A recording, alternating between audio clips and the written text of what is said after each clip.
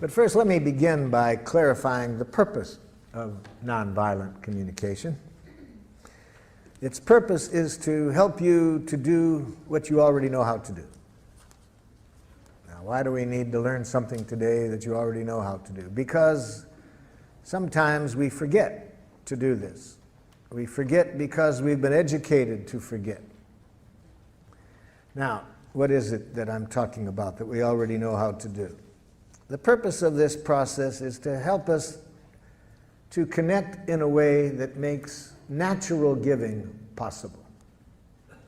Natural giving possible. What do I mean by natural giving? Let me do you a song to make it clear what I mean by natural giving.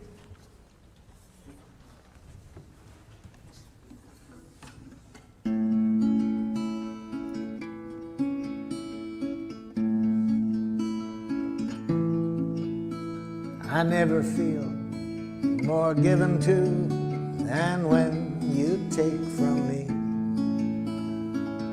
When you understand the joy I feel caring for you, and you know my giving isn't done to put you in my debt, but because I want to live the love I feel for you. To receive with grace may be the greatest giving. There's no way that I can separate the two. When you give to me, I give you my receiving.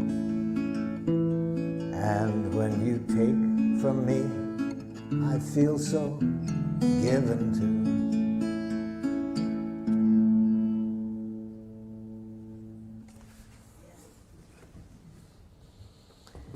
You all know that giving.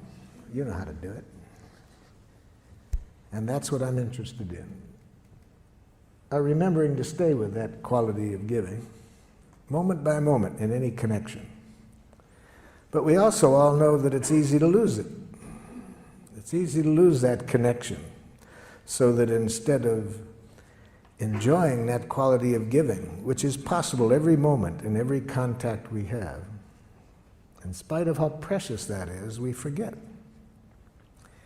And instead of playing the game that that song is about, which I call Making Life Wonderful, it's the most fun game I've ever heard.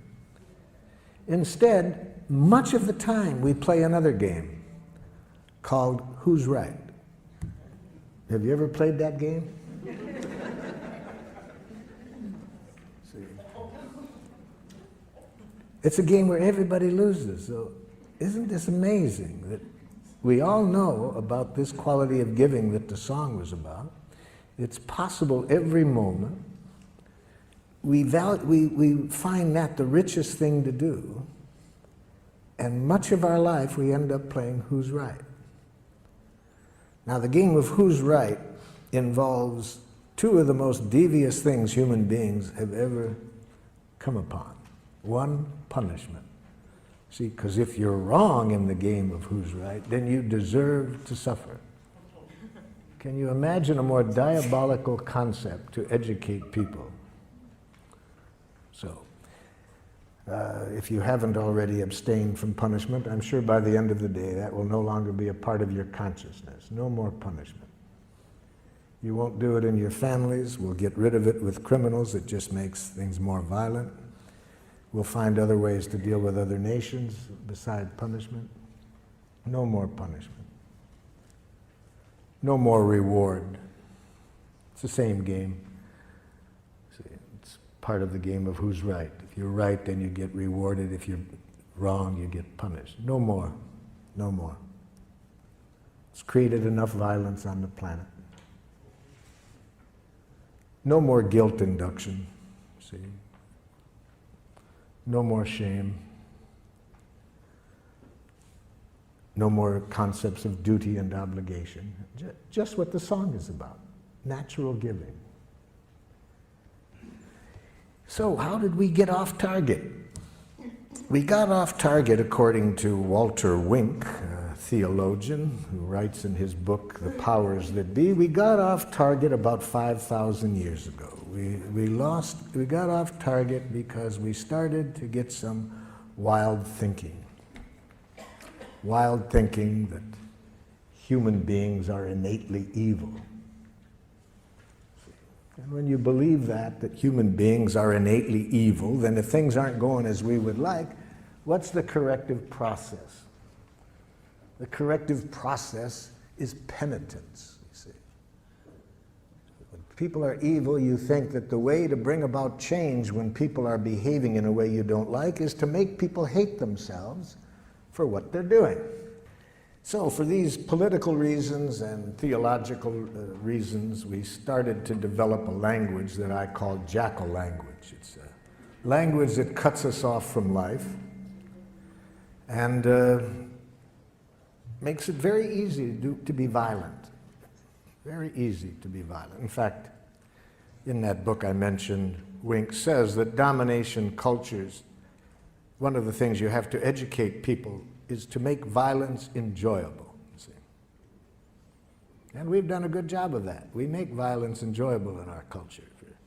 The 2 hours a night from 7 to 9 when children are watching television the most, in 75% of the programs they watch, the hero either kills somebody or beats them up, you see. And when does this happen? At the climax of the program. We've been educated for quite a while to make violence enjoyable. So even though I think what that song was about is what is really closer to our nature, this natural giving, we've been educated to make violence enjoyable, and educated in a way we can even be violent to our children. So what is jackal language like? See, jackal language, as I've mentioned, is a language of moralistic judgments. You think in terms of who's right, who's wrong, who's good, who's bad. And when you mention change, yes, we want change at times. So how do you get change in the jackal system? Watch a parent try to bring about change in the child. This is a parent teaching a young child say one of the most important words in jackal. Say you're sorry. I'm sorry. You're not really sorry. I can see it. You're not really sorry. I'm sorry. Okay, I forgive you. Can you imagine a game like that? Can you imagine a parent responding to a child that way? And if a parent is going to do that to a child in their own family, what are they going to do to people from other cultures who behave in a way they don't appreciate? So of course you're going to have violence wherever you have this kind of thinking. In cultures that do not have this thinking, you don't see violence, you see. So that's how we got off target. Even though we could be playing the game, make life wonderful each moment, we have been educated for quite a while to play another game, who's right. So what are the parts of this game of who's right? I've just mentioned one of them. One part is moralistic judgments, learning how to go up to our head and think basically in terms of right and wrong, good and bad, normal, abnormal. I learned this game very well. I speak several dialects of jackal. I grew up in Detroit. We spoke a rather harsh dialect of jackal. We might call it Detroit jackal. For example, if I'm out driving and someone is driving in a way that I don't like, and again, I want to install change, you see, I roll down the window, idiot! Now, theoretically, the person is supposed to repent. I confess I was wrong, sir. I will change the error of my ways. It's a great theory. It didn't work. I've tried it more than once. It doesn't work. So I thought maybe it was that particular dialect of jackal. So I decided to get the more cultured use of jackal. So I went to the university and got a doctor's degree in professional jackal. Now when somebody's driving in a way I don't like, I roll down the window. Psychopath! Still doesn't work. You see. There's another part of this language of Jackal. Amtssprache. Amtssprache. That's very important. You see, a language that denies choice, denies responsibility for our actions. I use the word Amtssprache for this part, having read an interview with the Nazi war criminal Adolf Eichmann at his trial for war crimes in Jerusalem. Eichmann was asked, was it hard to send tens of thousands of people to their death? And Eichmann answered candidly, he said, to tell you the truth, it was easy. Our language made it easy. That interview shocked, that answer shocked his interviewer.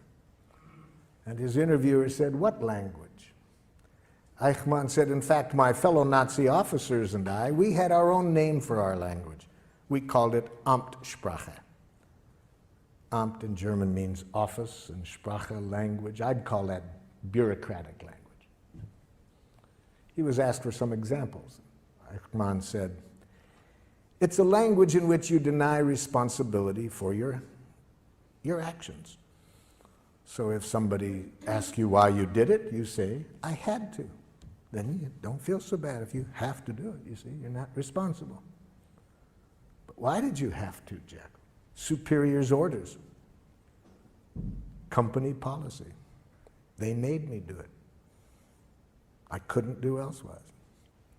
Very dangerous language, Amtssprache. Very dangerous. We have giraffe schools.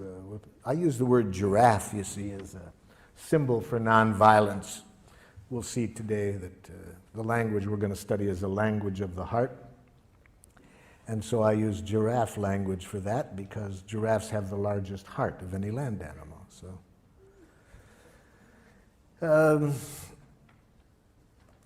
giraffe requires always being conscious of choice, you see. We never do anything that we don't choose to do. But I was teaching giraffe to a group of parents and teachers in one community, and we have giraffe schools throughout the world. We have 5 in Israel, 4 in Palestine, some in Serbia, and so forth. And in giraffe schools, of course, we want to make sure that certainly that the teachers and parents never use Amtssprache. One of the most dangerous languages in the world. To teach a child, you have to do something. So I was saying this one time in St. Louis, Missouri, to a group of parents and teachers, and a mother got very upset. She said, but there are some things you have to do, whether you like to do it or not. It's our job as parents to teach our children what they have to do. I mean, there's things I do every day that I hate to do, but there just are some things you have to do. Oh, I said, could you give me an example? She said, well, easy, there's so many, let me think. Okay, like when I leave here tonight, I have to go home and cook. I hate to cook. I hate it with a passion, but I've done it every day for 20 years. Even when I've been sick. Well, I said, I'll be very happy today to show you another way of thinking, another language that I hope would open up happier possibilities for you. Well, I'm pleased to report she was a rapid giraffe student. She went home that very evening and announced to her family that she no longer wanted to cook. I got some feedback from her family. The feedback came 2 weeks later when I swung through that city again and was doing an evening workshop, and who shows up? Her 2 older sons. She had 4 sons. They came up at the beginning to introduce themselves, and I said, hey, I'm glad you guys came up here. I've been very curious what's going on in your family. Your mother's been calling me regularly, telling me about all the changes she made in her life since the training. And like, what happened that first night when she came home and announced that she no longer wanted to cook? The oldest son said to me, Marshall, I said to myself, thank God.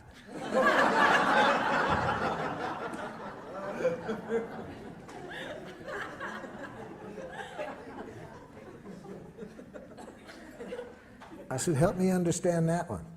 He said, I said to myself, now maybe she won't complain at every meal, you see.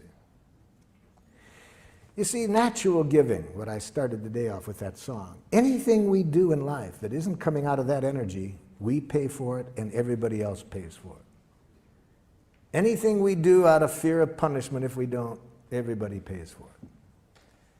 Anything we do for a reward, everybody pays for it. Everything we do to make people like us, everybody pays for it. Everything we do out of guilt, shame, duty, obligation, everybody pays for it.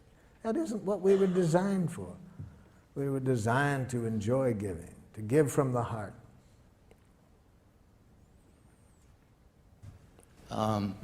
Marshall? Yes. I'm over here. My son brought me to one of your seminars, and I met you some 10 years ago. Yes. In Oakland. Yes. Now I'm trying to bring my son back to come here, and he said last night when I told him I was coming here, he said, well, why don't you go? I have a couple of appointments. Maybe you could teach me something. So I thought I would come to learn something. Maybe I can teach him. But I'd like to teach him, and I don't know how to do that.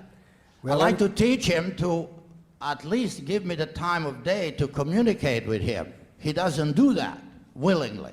Okay. And when I try to demand it, it becomes worse. Yes. So how do I do that? Well, that'll be a good situation to work on today, because I'm going to ask everyone to think of a situation right now where somebody's behaving in a way you don't like. So in this case, it's your son who, when you ask him to communicate, he says no. The first thing I'll suggest is you can't teach anybody anything. That's right. And to have that as an objective is itself to create problems. So, yeah. So let's change the objective. Let's never try to teach anybody anything or to change anybody. If that's your objective, you'll create resistance. So that'd be my first suggestion today. Never try to teach anybody anything or to change anybody. That clear? Yeah. Okay. So what do you do then? Give up? No. See, this is the thinking that's been shaped in us by Jackal. See, the game of who's right, win, lose.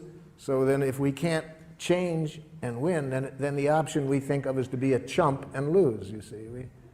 We've been educated to think in those two ways, win, lose, right, wrong. No, I'll show you a way, another option. Okay, let's get into it. Let's give you a chance to practice it. Some of you have already thought of situations, such as somebody you want very much to communicate with, they say no.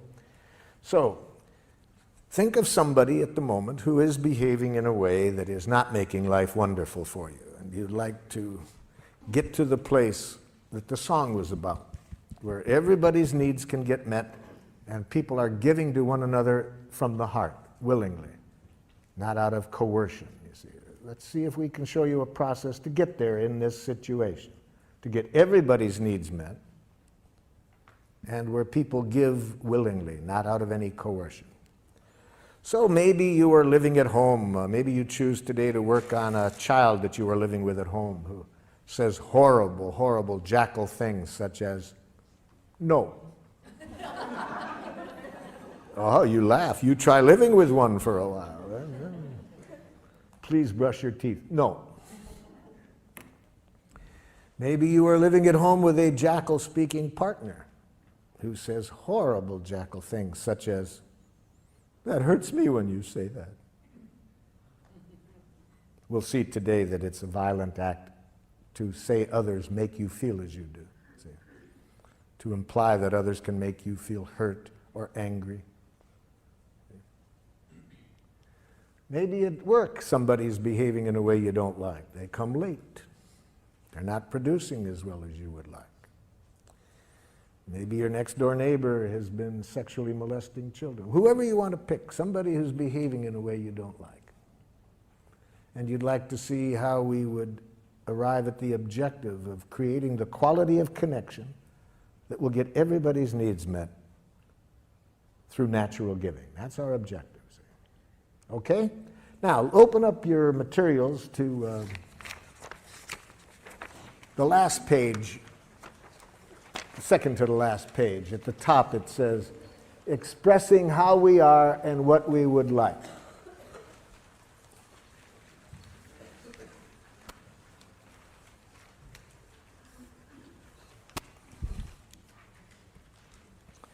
And it says under A, think of someone who does something that makes life less than wonderful for you. So this person that I'm asking you to think about, who's presently behaving in a way you're not crazy about, and what I'd like you to do is answer this question. Write here one thing that the person does that you don't like. We're going to work on one specific action that the person does that you don't like to get you familiar with the process today. Maybe the person does several things, but we're going to show you how the process works by showing you how to communicate with the person about one specific thing they do. So write under A, one thing this person does that you don't like. Now, when I was here in San Francisco working with the school system back in the 70s, the superintendent of schools asked me to go into an elementary school. He said the parents are complaining about the quality of relationship between these teachers and the administrator. They said the tension in the school is so great that the parents want to take their children out of the school. So he asked if I would go in and see if I could open up better communication between the staff and the administrator. The plan was I would meet first with the teachers and then get the teachers and the administrator together. So in my meeting with the teachers, I started with the question that I just asked you. I said to the teachers, can you tell me one thing that the administrator does that makes it hard for you to work with him? I was asking for an observation, a concrete behavior. What is one thing he does? The first teacher to respond said this: he has a big mouth. Now, can you see the difference between the question I asked and the answer I got? I did not ask, what size mouth does the principal have? So this teacher was giving me an evaluation, an analysis that implies wrongness. You see, we've been so trained to think that way that sometimes we can't separate fact and opinion. All we see is our enemy image. See, whether it's an individual or a nation, we have been trained to think in enemy images, wrongness. And it obscures reality. We don't see the behavior, we just see our enemy image. In his book, Out of Weakness, Andrew Schmuckler says that when cultures are taught to think this way, not to just see the person, but an image, a judgment they've made, bombs are never far away, you see. So I pointed this out to the gentleman, that this was not an answer to my question. I wanted to know one thing the principal did. This man was stuck. He just couldn't get it. The woman sitting next to him tried to help. She says, well, I know what he's referring to. I said, okay, help him out. What's one thing that the principal does? He talks too much. No, too much is a judgment. I ask for an observation, not a judgment. See, this is how jackal-speaking people think. They really have been brought up to think there is such a thing as a just right amount of everything. And too much and too little, and that they know what it is, see? So they think that way. It doesn't make resolving conflicts too easy with them when people have an idea that there's a right and a too much and a too little, and they know what it is. And especially when they mix it up with an observation. I was just asking, what does the person do? And again, for the second time, this person couldn't see the behavior separate from the judgment. A third person tried to help. Well, I know what they're talking about. Okay, what? He thinks he's the only one that has anything worth saying. No, telling me what you think he thinks is an evaluation you're making of what you think is going on in his head. I was asking for what does he do? A fourth woman said, he wants to be the center of attention all the time. I said, now you're giving me a judgment or a diagnosis of his motives. Even if it's accurate, it's a diagnosis of his motives. It's not an observable behavior. My question was, what does he do? Now the entire faculty sits there quiet. Nobody can answer the question.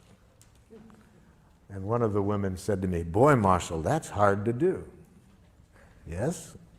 In fact, the philosopher Krishnamurti says that to observe without evaluating is the highest form of human intelligence, you see. So those of us who have been taught to think in these enemy images, immediately to think right, wrong, good, bad, normal, abnormal, appropriate, inappropriate, to this, to that, we can't see reality. All we see is our enemy images. Well, with great help, with great effort on my part, I finally got them to get rid of the images and answer this simple question: what does he do? There was several things, but the one that they wanted particularly to start working with him on was this: that during their once-a-week faculty meetings, regardless of what was on the agenda, he would relate it to a war experience or a childhood experience. And the average meeting lasted 20 minutes longer than it was scheduled. Okay, that answered my question of what he did. He talked about war experiences, childhood experiences, rather than sticking to the agenda. I said, have you called that to his attention? They said, well, we can see now that when we tried to talk to him about it, these other judgments get mixed in, and he gets defensive. So they thought it would be a good idea to talk to him about it, but they asked if I would be at the meeting just in case. So I attended their next staff meeting, and I saw rather quickly what they were talking about, because almost as soon as an issue came up, the principal would say, oh, that reminds me of a time, and he would start to tell a story. And I was waiting for somebody to confront him on this in Giraffe, but instead of that, there was a lot of nonverbal jackling going on. People were going like this, rolling their eyes, poking the person next to them, yawning, looking at their watches, holding the watches up to the ears.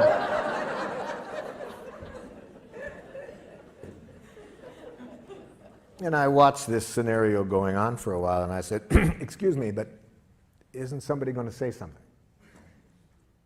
Now there's a silence, and the man who spoke up in our first meeting, I could just see him getting his courage up, and he looks at the principal and says, Ed, you have a big mouth. So let's see if whether what you wrote down answered the question I asked. Is it an observable behavior, or did you mix in any evaluation? And my two friends here will help us to make this evaluation. This animal has been taught to, somewhat like a police dog, to sniff out narcotics. If there's any jackal mixed in, he will howl. If you answered the question, this animal will dance. So, sir, what did you write down? My dad blames my wife for my choices. He does what? My dad blames my wife for my choices. Yes, blames is a judgment. See, that's already putting evaluation into it. Dad, do you see yourself as blaming her? No, I see myself as calling attention to the facts. So see, Dad doesn't see that as blaming. No, I'm educating. Thank you, Dad. Yes, okay. So how do we say it? See, we need a direct quote. We need to give it, to make it an observable behavior, we need to say, my father says, what? All of his problems. You are responsible for all of his problems. Wait a minute. He says this to the wife. You are responsible for all of his problems. That's it. Yes, okay, that's a direct quote. That's what he says. That's giraffe language. You made a direct quote, okay?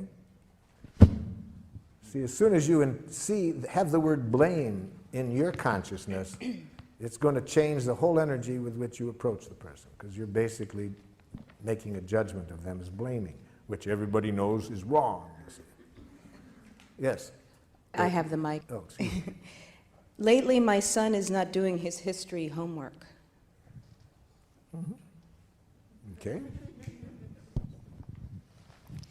My dad makes harsh judgments and insulting remarks. Oh my God, you've killed my poor jackal.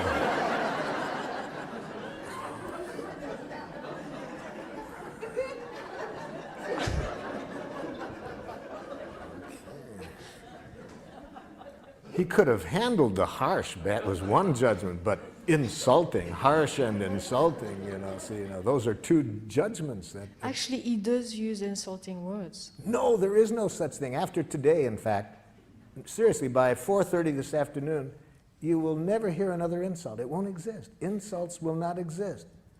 I'm going to show you to use some technology today that takes insults and criticism out of the waves, airwaves. So that no matter what your father says, you can never hear another harsh statement or another insult, because we're going to show you today how to use this technology.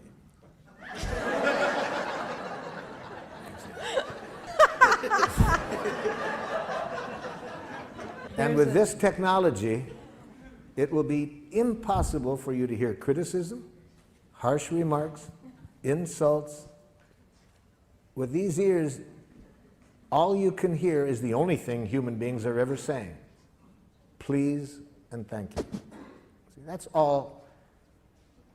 We're going to show you today that all what used to sound like criticism, judgments, blame, are simply tragic, suicidal expressions of please.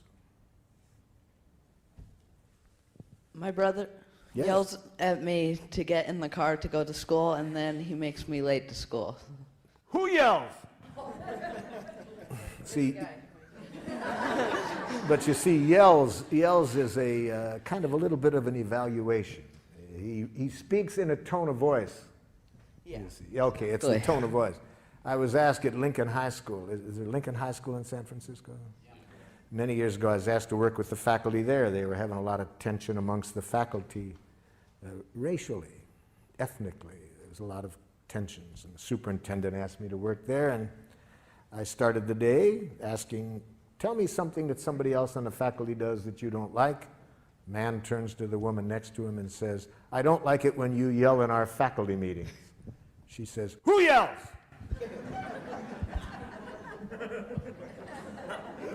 Now, she was from a different culture than this man. See, what was yelling in her culture was quite different.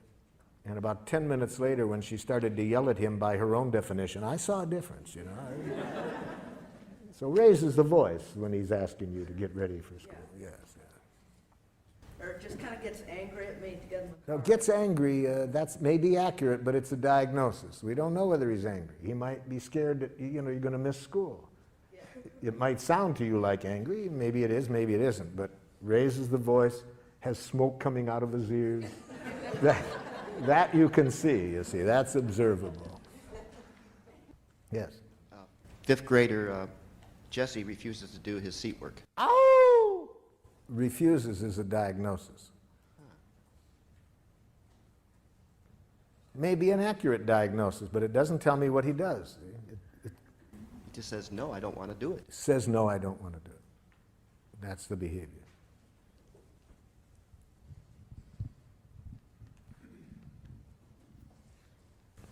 My husband doesn't tell me things which will affect me deeply. Okay. It's the first jackal husband I've ever heard of. This is a new experience for me today. A student in my class incessantly talks loud, won't stay seated, or keep his hands to himself. I hear about 3 judgments in there.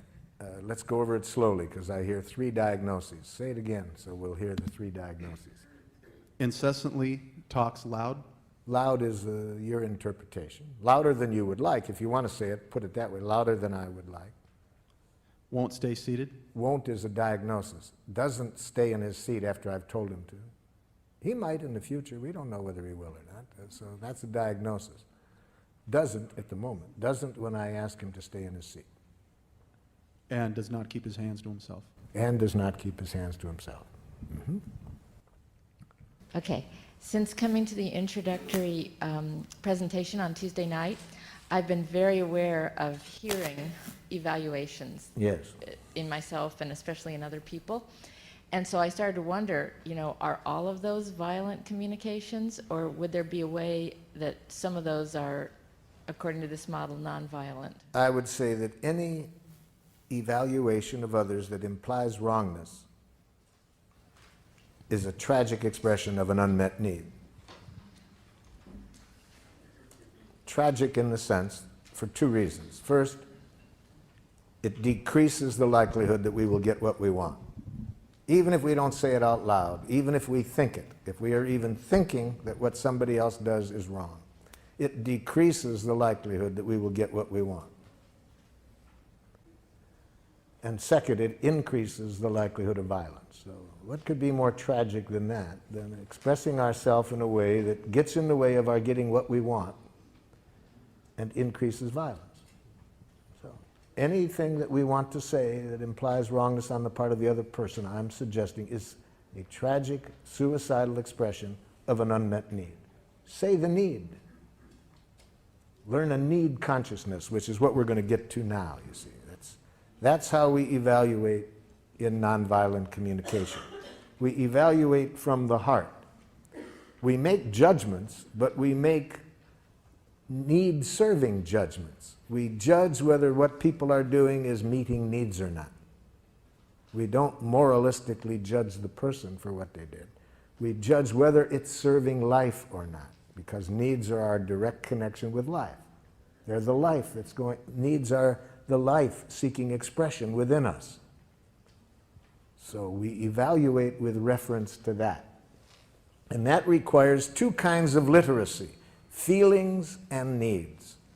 So let's be sure that we are all speaking the same language when I use the term feelings and needs. So under B, it says, imagine that you are talking directly to the person and express how you feel when the person acts in the way described above.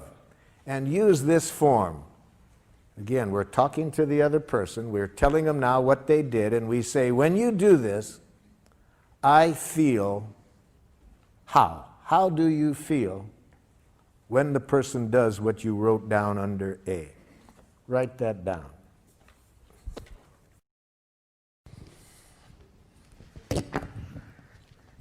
When you do this, I feel angry. Okay. Anger is a feeling created by unnatural thinking. We'll get to that next. When you're not ready to leave at the agreed time, I feel anxious and impatient. When you speak that loud, I feel intimidated. Ow! Intimidated is a diagnosis. Be careful of words that are more descriptions of other people, what you think they're doing to you, like intimidating you.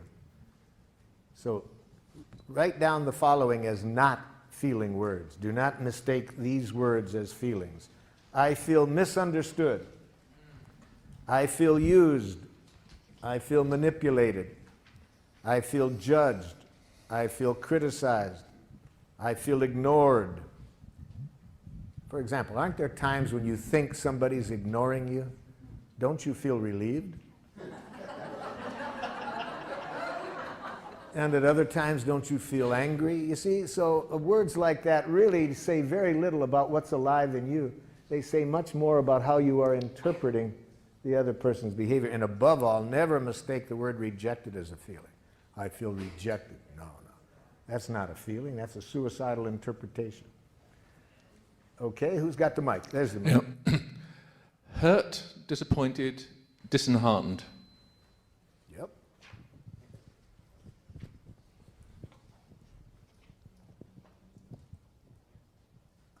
Feel angry and betrayed.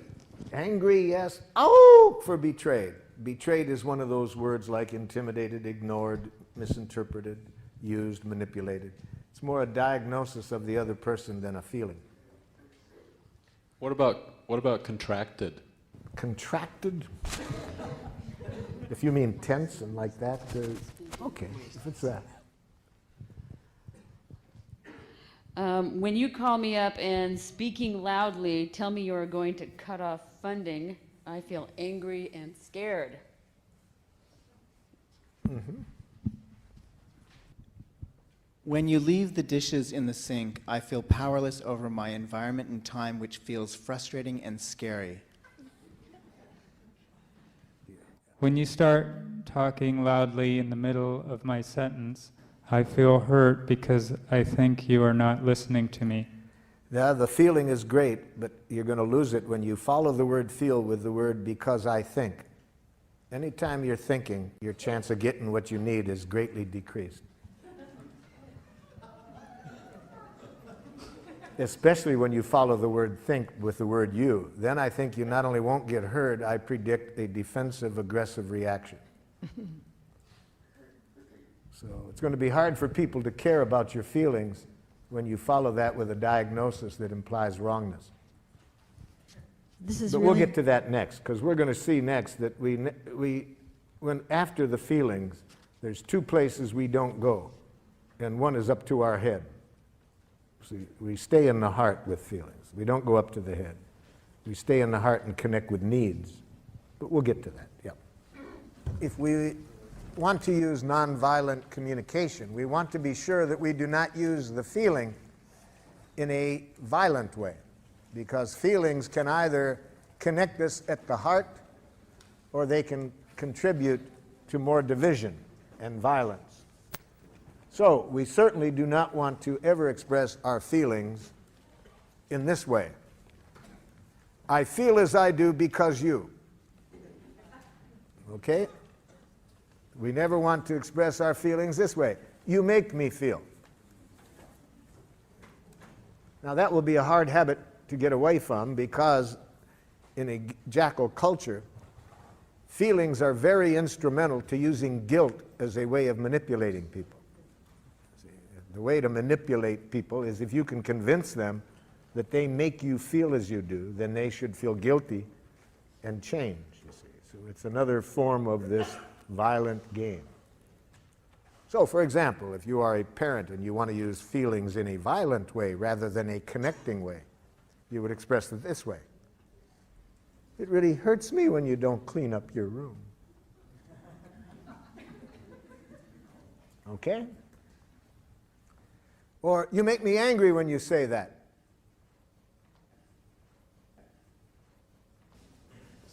I was talking during the break about one of my happiest days as a parent was when my oldest son went to a jackal school for the first time. He had gone 6 years to a giraffe school that I had helped create, and but then I wanted him to learn how to enjoy jackals as well. So, and in giraffe schools, we also want to be aware that the children are not always going to be in this setting, so we want them to learn how to stay with their own values regardless of which structure they're in, you see. So he comes back the first day from school, and he looked less than happy, and I said, how was the new school, Rick? And he said, it's okay, Dad, but whew, boy, some of those teachers, Dad. I said, what happened? He said, Dad, I wasn't even in the front door, really. I was halfway through the front door, and some man teacher comes running over and says, my, look at the little girl. Can you guess what the teacher was reacting to? Yeah, my son's hair was down to his shoulders. See, in a jackal school, as we all know, authority knows what's right. See, there's a right way to wear your hair as a boy and a wrong way. A right way to do everything, and who knows? The teacher. And then what do you do if somebody doesn't do it? You use shame, guilt, and so forth. You use the word girl as though it's an insult. Welcome to Jackal Land. So I'm getting burned up, ready to go do a little bat therapy with the teacher. And,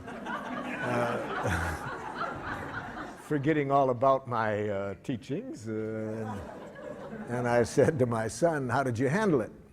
He said, I remember, Dad, that what you said, that when you're in that kind of environment, never give them the power to make you submit or rebel, you see. So one of the things we want to teach children very early, no matter what structure you're in, never lose track that you are free to choose what you do.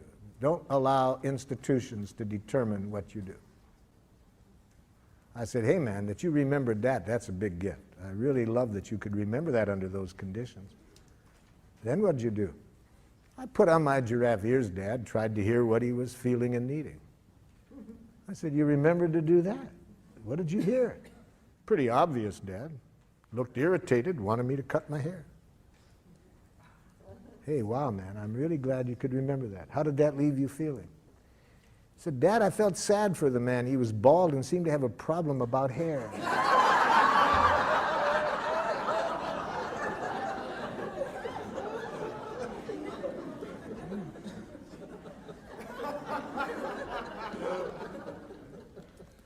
So we want children, the same thing we want to teach adults. Institutions can't make you do anything. Other people can't make you do anything. No human being has ever done anything they didn't choose to do. A Palestinian in the village of Hebron disagreed with me one time. He said, I don't agree with you, Marshall, that we only choose to do. Where was my choice 2 days ago? A soldier puts a gun at my head and says, take off your clothes or I'll shoot you. Where was my choice? I said, seems pretty obvious to me. You had a choice of whether to take off your clothes or not. He laughed. He said, okay, I got your point. I chose not to take off my clothes. That soldier knew I didn't have a gun. He was doing this to dishonor me.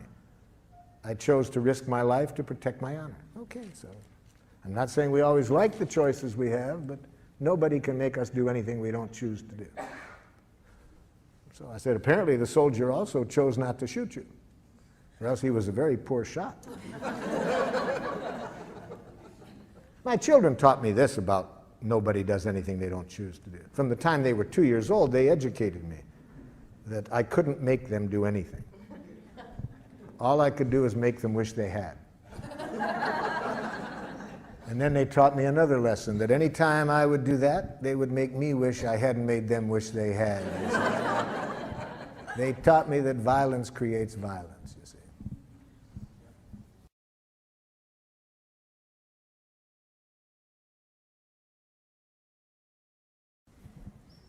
Okay, the next step then. We do not attribute responsibility for our feelings to the other person.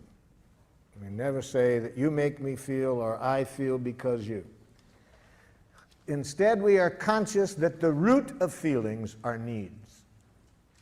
See, behind every feeling, there is a need. Now, certain feelings tell us that there is an obstruction in our thinking, that instead of our being directly connected to our needs, we have chosen to go off to jackal-land. So what are these feelings that tell us that we're not directly connected to our needs? Anger, depression, guilt, and shame. Those feelings are very valuable. They tell us that at this moment I'm not directly connected to my needs. Instead, we are up in our head telling ourselves moralistic judgments about somebody. Anger, we're making moralistic judgments about somebody else. Depression, guilt, and shame, we're playing that game on ourselves. But we're not alive, and as I would define being alive, which is connected to our needs. Yeah. Do you make a distinction between needs and preferences or desires? Yes, we make a big difference, as we'll see when we get to the next step now, because needs contain no reference to specific ways of getting the needs met. Those are preferences or strategies or requests. So we make a big difference between needs and between preferences, requests, strategies. So let's get into that. Let's right now connect our feelings with a need. Let's not go up to our head and think about the other person. Let's go into our heart and connect our feeling with our need, because needs give us the most power with people. See, giraffe is based on a power model, power with people. It increases our power with them in the sense that it increases people's willing giving to us, to enjoy giving to us. That's power with people. We have been trained in a power over model, the use of punishment and reward. That's power over people. To get them to do things not because it's coming from their heart and they want to contribute to our well-being or to life, No, they want to avoid punishment or get a reward. So we want to increase power with people. And the most powerful form of communication to do that is to bring people's attention to our needs that are not getting met. When people's full attention is on our needs, they hear no criticism, no demands. It is natural to enjoy giving. But if we hear any criticism or demand, we lose connection with that natural desire to give, and now we want to defend and attack. So let's learn a language of needs. Under C, it says, imagine again that you are talking to the person and express your reasons for feeling as you do this way. When you do what I described, I feel as I expressed because I am needing or because I need. See? So now see if you can identify what need of yours is not getting met. Leave the word you out of here, because that will mix up need and preference. Leave the other person out of here. Just express the need without reference to the other person.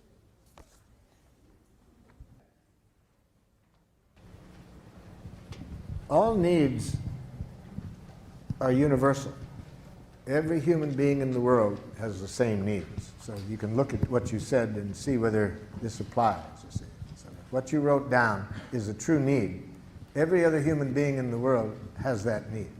We're all created out of the same energy. So we really see this at the level of needs.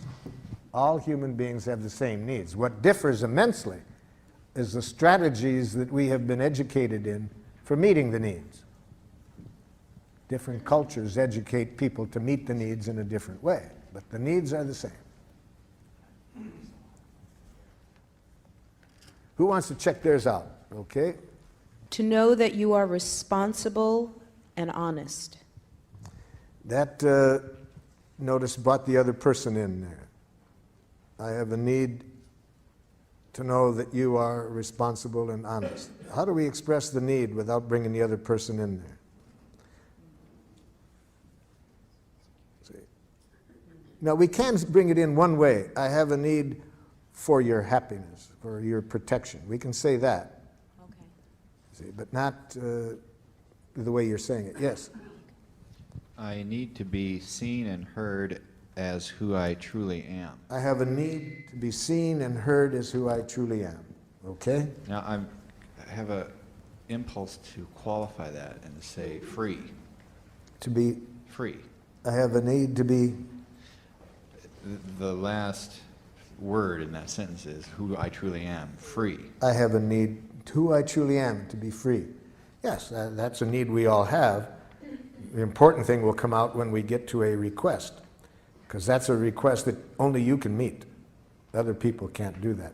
They can't meet that need. So if you don't know how to meet it for yourself, for freedom, you won't have that need met. I'm feeling a bit frustrated because I'm noticing that everything is a strategy. In other words, mine is a need for an aesthetic environment. But underneath that, there is a need for serenity. And my serenity doesn't come from the environment. So this entire request, starting at A, is a strategy to get something called serenity. Okay, that's a need then. I have a need for certain peace, but isn't there a need in there for certain aesthetics that will... Right, but it crumbles the house of cards for me of wanting the sink not filled with dirty dishes. Help me understand that. Why wouldn't the, if you have a need for serenity... But serenity doesn't come from a clean sink. Okay, then we haven't got the right need then. Or the right, then it's not that you want the sink cleaned out. But I'm projecting that need onto the sink, thus onto a behavior of someone else. Well, the other person's behavior can be getting in the way of our need getting met. If the dishes aren't done, and it could be some needs of yours are not being met by that. Then you have to identify what the needs are that are not getting met. I'm not sure. I'm really not sure that I'm not basing an assumption that by having that sink clean that I'm going to have serenity, and I think it's a false distinction. Well, the nice thing about being clear about our request is we can test it out. If I say, for my need for serenity, I'd really be grateful if you would clean up the sink. The person does it, and I'm still not serene. Okay, that helps. I know that doesn't work. See, we never really know what we want until after we get it. If after we get it, it makes life more miserable, then we know that isn't what we wanted. If it makes life more wonderful, then we know that is what, a strategy that will meet our need. That's what makes life fun. We never know what we want until after we get it. That's why Paul Tillich, the theologian, says that Christianity requires the willingness to sin courageously. You ask for what you want, hoping to meet your needs. You get it, it makes life worse. Okay, now I've learned that isn't what I want. Wouldn't it be boring to know what is wrong? Yes? When you do what I described, I feel as I expressed because I need respect and acknowledgement, and I need to be able to feel safe in my job environment. I hear needs in there. Yes.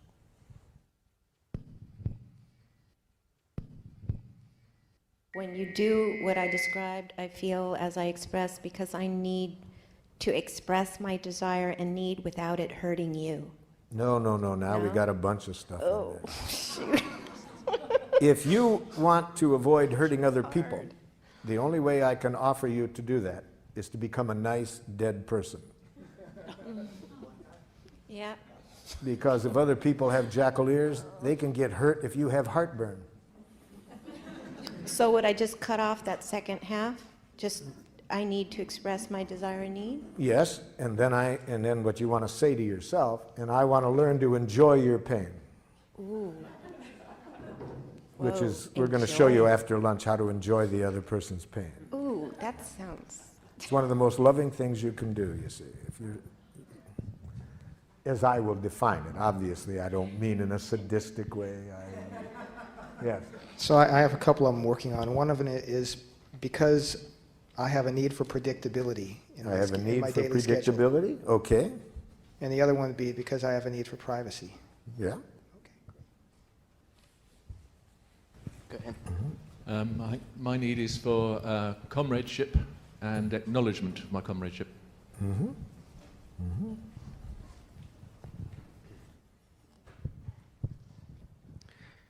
I have a need to memorialize the life of your father, and in doing so, honor the life of your entire family. Have a need to honor this life, yes.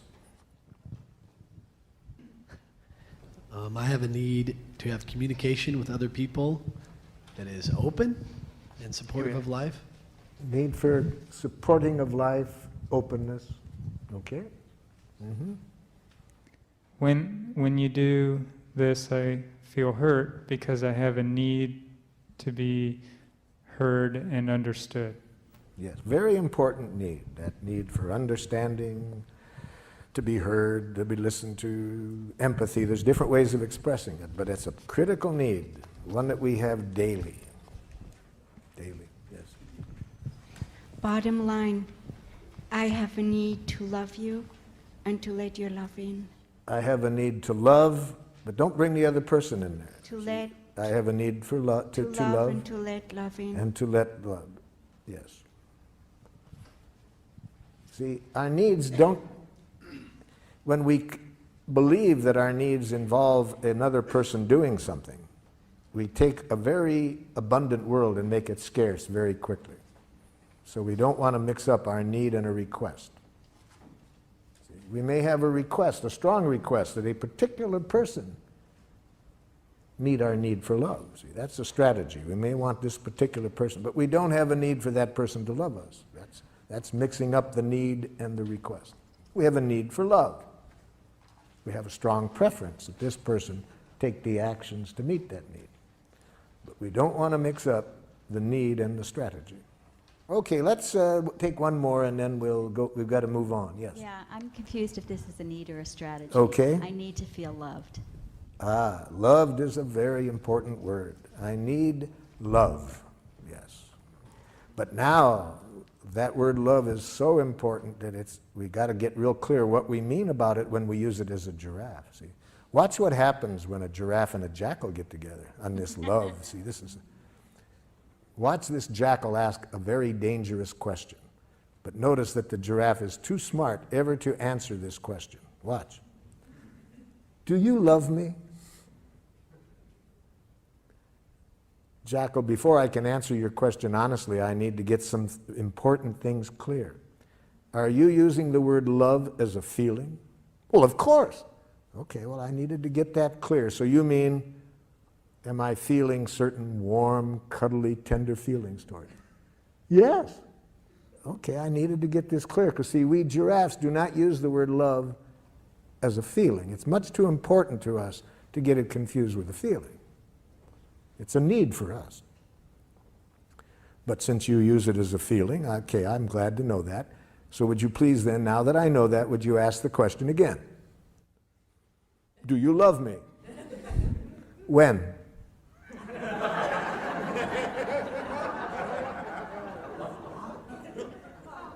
When? Well, I want to be honest. I can see how important this is to you, but how can I be honest with you about what I feel toward you without reference to a specific moment? Feelings change every few seconds. Life is changing. Feelings are part of life. So I'd have to know a specific time and place to ever answer your question of how I feel. What about right now? No.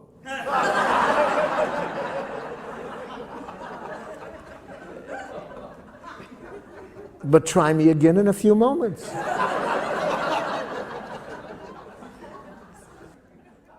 So you see, to a giraffe, love is a need, and it's a need for which we must be very clear about what requests do we have of other people to meet that need. Now, watch what happens with reference to that if we're in a love relationship with a jackal. I want you to love me. Oh, so you have a need for love, jackal, and you're giving me the honor of wanting me to meet that need. Yes. I really see how important the need of love is, so I want to be clear what you would like from me to meet your need. Could you tell me what you are requesting of me to meet your need?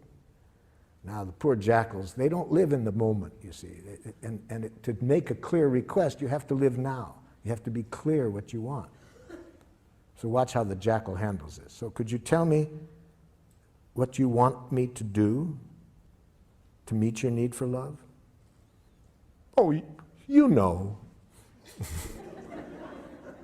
No, I'm not sure I do. I really see how important this need is for you, so can you tell me specifically what you would like me to do to meet your need for love? Well, it's hard to say in so many words. If it's hard for you to say, jackal, can you see how hard it will be for me to do? I never thought of that. So what would you like me to do to meet your need for love?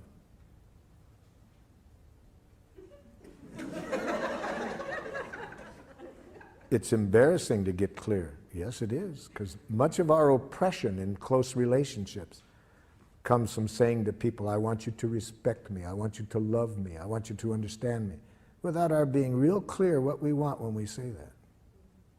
So what are you wanting, jackal, when you say you want me to love you? I want you to guess what I want before I even know what it is. And I want you always to be willing to do it.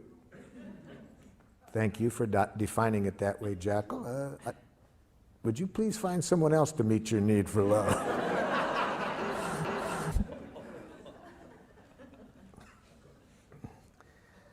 Most jackals that carry that definition of love around with them find out how impossible it is to meet on about their 5th divorce. You see, they keep thinking that they're going to find the right person to love them, not realizing the problem is how they're defining love and what they want from other people to meet the need for love, to see that it's impossible to meet that need. Which brings us to the next step in the process, how to make clear requests after we have expressed our unmet need. And a clear request defined in giraffe is, first, it's a positive action. We say what we do want, not what we don't want. So a woman gave me a very good example of what happens when you say what you don't want. In a workshop, she said, "You've really helped me understand what happened recently, Marshall. I said to my husband, I don't want you spending so much time at work. And then I got furious with him when he signed up for a golf tournament."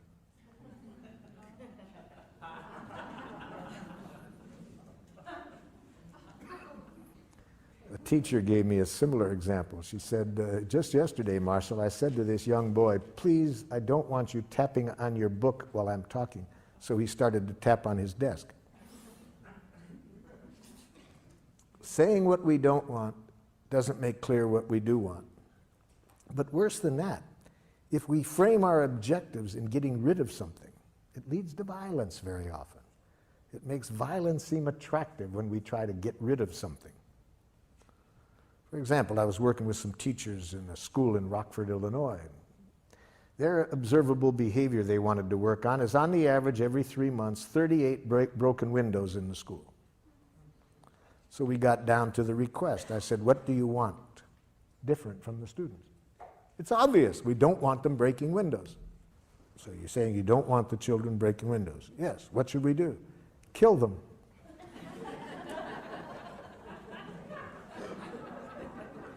Research has demonstrated dead children break no windows.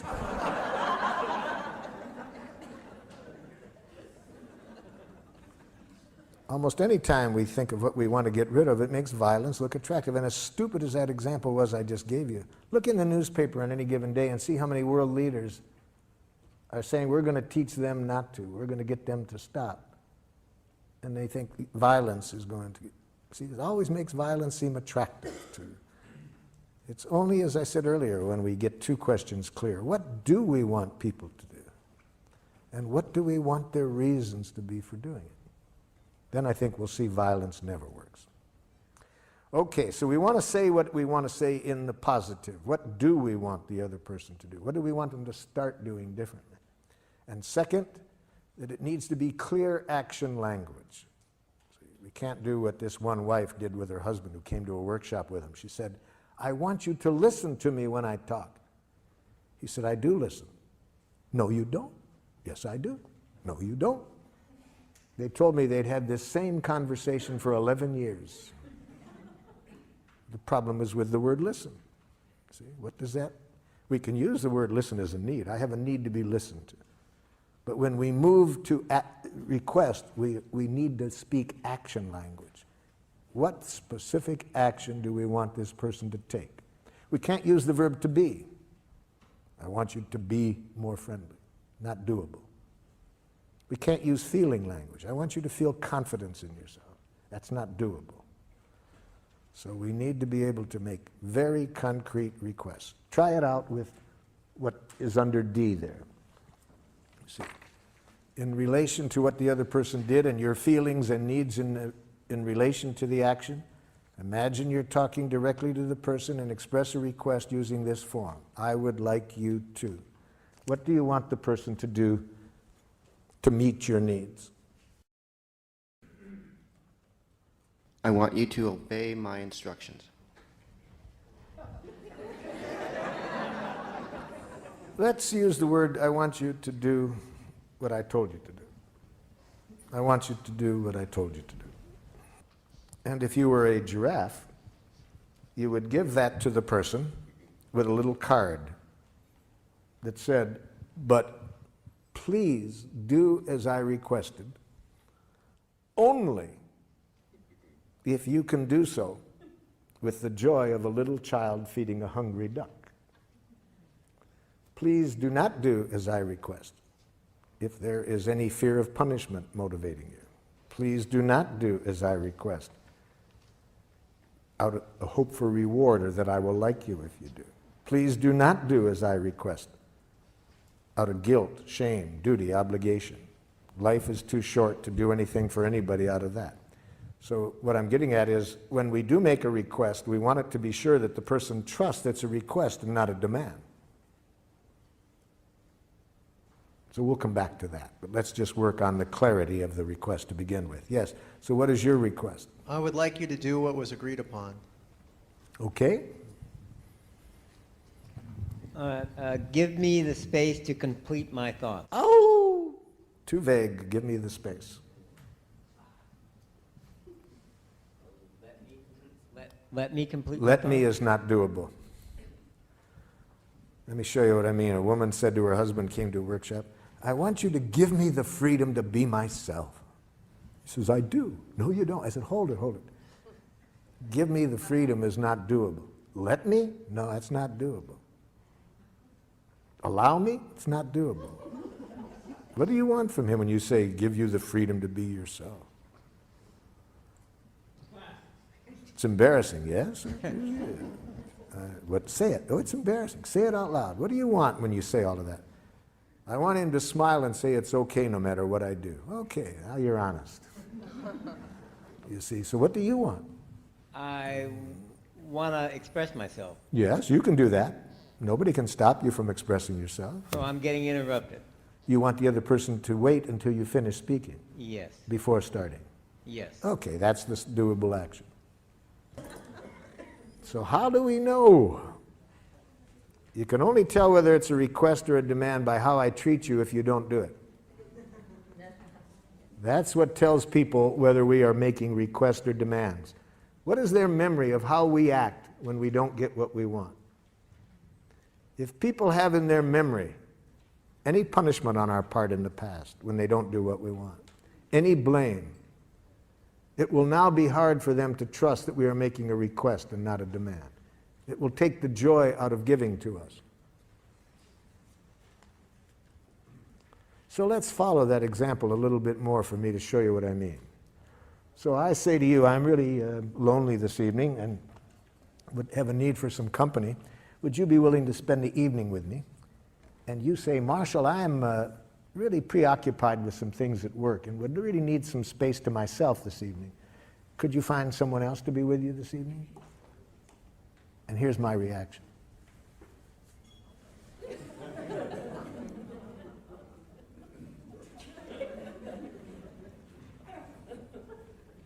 Two days later,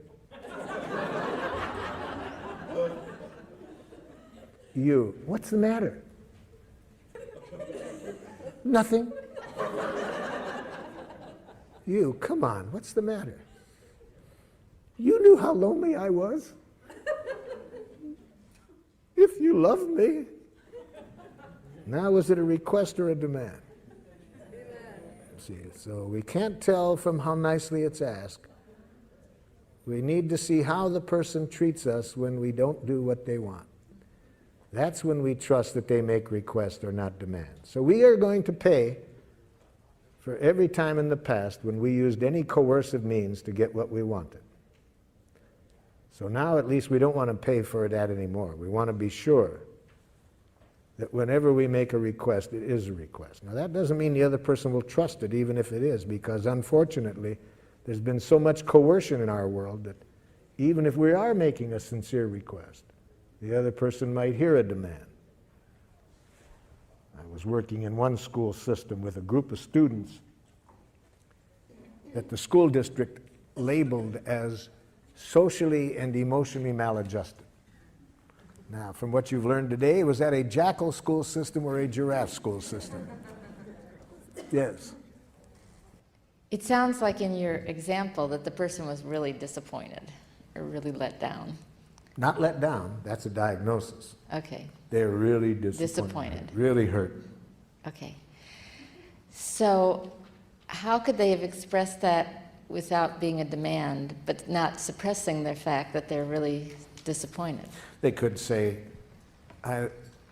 so you have a lot to do right now and it would really meet your need to be by yourself. Yeah. And the kind of mood I'm in right now, I really trust that you would meet it better than anybody else I know. Is there some way that we could find to get your work done and still meet my need for connection tonight? That's what we call dogging for our needs. You see? That shows respect for the other person's needs. I'm not trying to use any guilt or manipulation, right? I'm just trying now to find a way to get everybody's needs met. Okay? So then So then if the person can't find replacement? If the person cannot think of somebody to replace them, it will not be a problem. It will only be a problem if I put on these ears and receive in what they said a rejection. You see, if I hear a rejection, that's the problem. It's not okay to say I'm disappointed? You can say I'm disappointed as long as you don't say you disappoint me. And as long as you don't stop after saying I'm disappointed. See, I'm disappointed. That's just another way of saying you disappointed me. I'm disappointed. We always have to end a feeling. At the very end of it is going to be a request. See? So we don't just say I'm disappointed. We have to take responsibility for asking for what we want. Given the other person has this other need, okay, what do you want then from them? Well, the jackal doesn't like that game. They don't like to have to be responsible for what they want. They'd rather say, well, if they love me, you see, if they were any kind of friend, I think it's only fair that they want to control by guilt, shame.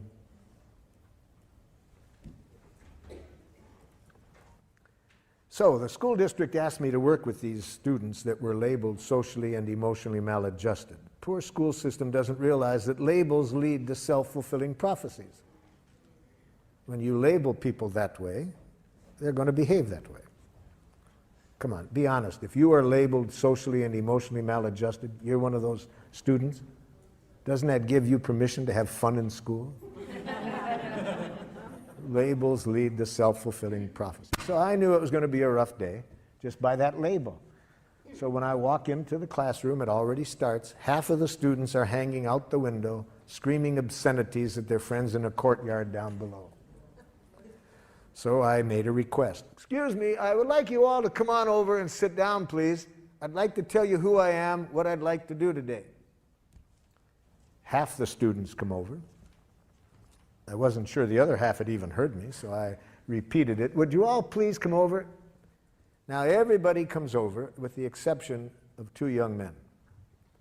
Just my luck, the two that didn't come over, the biggest ones in the classroom. And again, I wasn't too sure they'd heard me, and I was praying it might just be a problem with acoustics, so I said, would one of you two gentlemen tell me, please, what you heard me say? Yeah, you said we had to come over and sit down. You see the problem? I make a request. He hears a demand. So I said, sir, I have learned to always use sir with people who have biceps like he did. Especially with the tattoo on top of the bicep. I said, sir, could you tell me how I could have let you know what I was requesting so it wouldn't sound like I was telling you what you had to do? He said, huh? See, that's a radical paradigm shift for somebody who's been educated under domination conditions, domination structures where authorities claim to know what's right, you have to do it or else, you see? So it's a radical paradigm shift in giraffe schools where people don't make demands.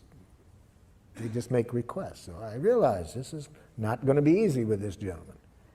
He's probably carrying with him a lot of traces of being punished when he doesn't do what other people want, or blamed. I'm not expecting him to give that up right like that. So I said, sir, how could I let you know that I was requesting something of you without it sounding like I was bossing you around? I don't know. I said, just what's happening between you and me right now is much that I wanted to talk about today, because I was wanting to look at a way we could interact where nobody bosses others around. And I didn't expect life to be so easy. That was all he needed. He trusted at that point that I wasn't trying to tell him what to do. And he came over, and we had a very cooperative day. But as long as people hear our request as demands, they have only two choices, submission or rebellion. And neither of us are going to connect us with people in a way that's good for anybody. So the main thing that's the difference is not how nicely we say it, but how we treat people when they don't do what we want. Now, let's hear a few of these so we can see what kind of reactions you might get back. If you openly express your heart, you try to your best not to criticize, not to demand, what do you get back? She gets excited and defends herself. Well, I need to hear the specific statement, but I don't know what you mean by defends herself. What does she say? Got to be specific. For the next exercise, we need to know specifically what the person says or does. See, that's your diagnosis that she's defensive. What does she say?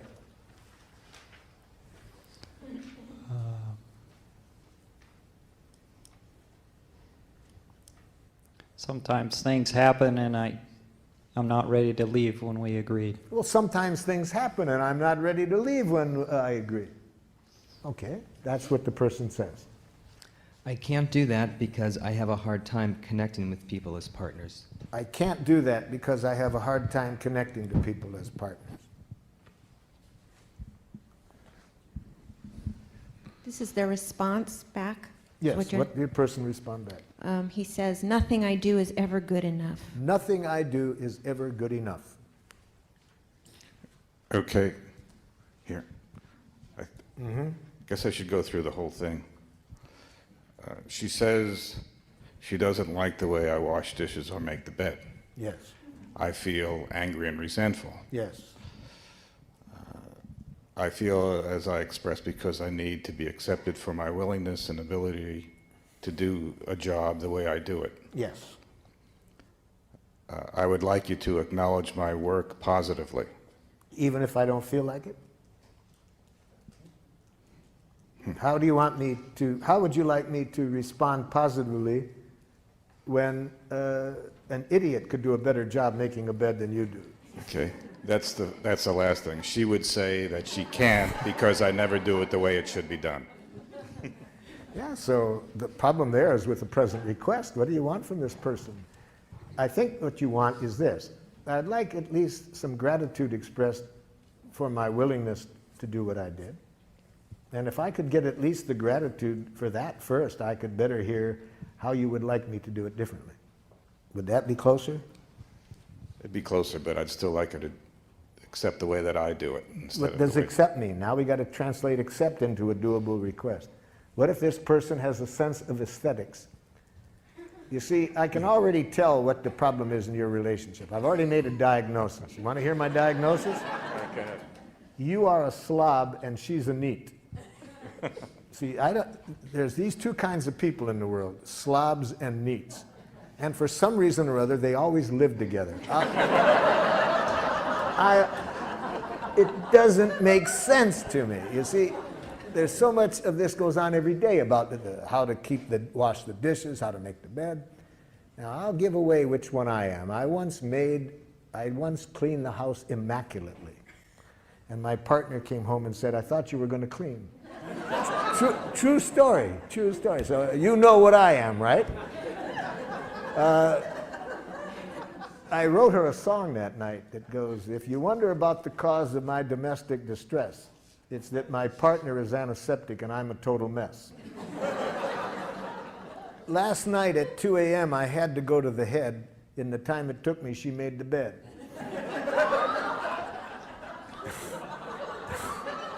You know? So there are these slobs and neats, and they always get together. I have a plan for world peace. Put the slobs in one hemisphere, the neats in another. So how does that get back to needs? And now that you've diagnosed it has to do probably with this. And you have to say to the neat,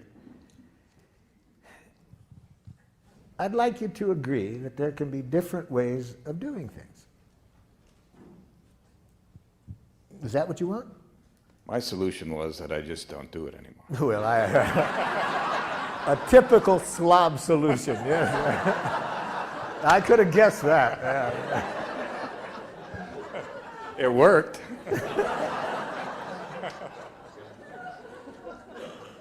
I would really like some acknowledgement. First, I'd like some expression of gratitude for what I did.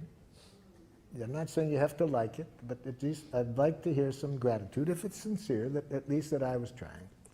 Second, I'd like you to agree that there can be different ways of defining what is an adequate way to make a bed. Then, if after you agree to that, if you could say, what your preference would be without using words that imply that it's right, your way. That would be a lot easier. Something like that. Where is it? You sound like you're doing something out of a book. You sound like you're doing something out of a book. Talk like a real person. Don't use any of this psychology crap on me. Something like that.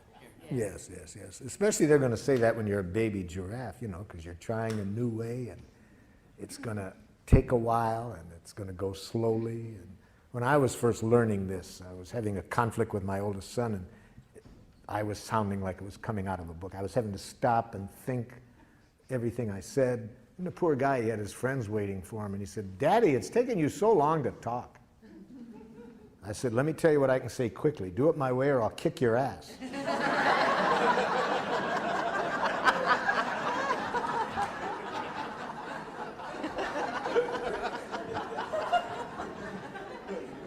He said, "Take your time, Dad." Those who know me in my old jackal days are very patient with my sounding like I'm coming out of a book or... Yes? There's no value in changing who I am. I'm satisfied the way it is. Yes. There's no value in changing who I am. I'm satisfied the way I am. That we can already tell then this person heard a demand, you see. They're hearing a demand as though you're saying they're not okay the way they are. And that would be how I would bet a person would respond if they hear a demand. Different ways that people respond when they hear a demand. My preference is for how my youngest son once responded when he heard a demand. I said, "Would you please hang up your coat?" He said, "Who was your slave before I was born?" I see.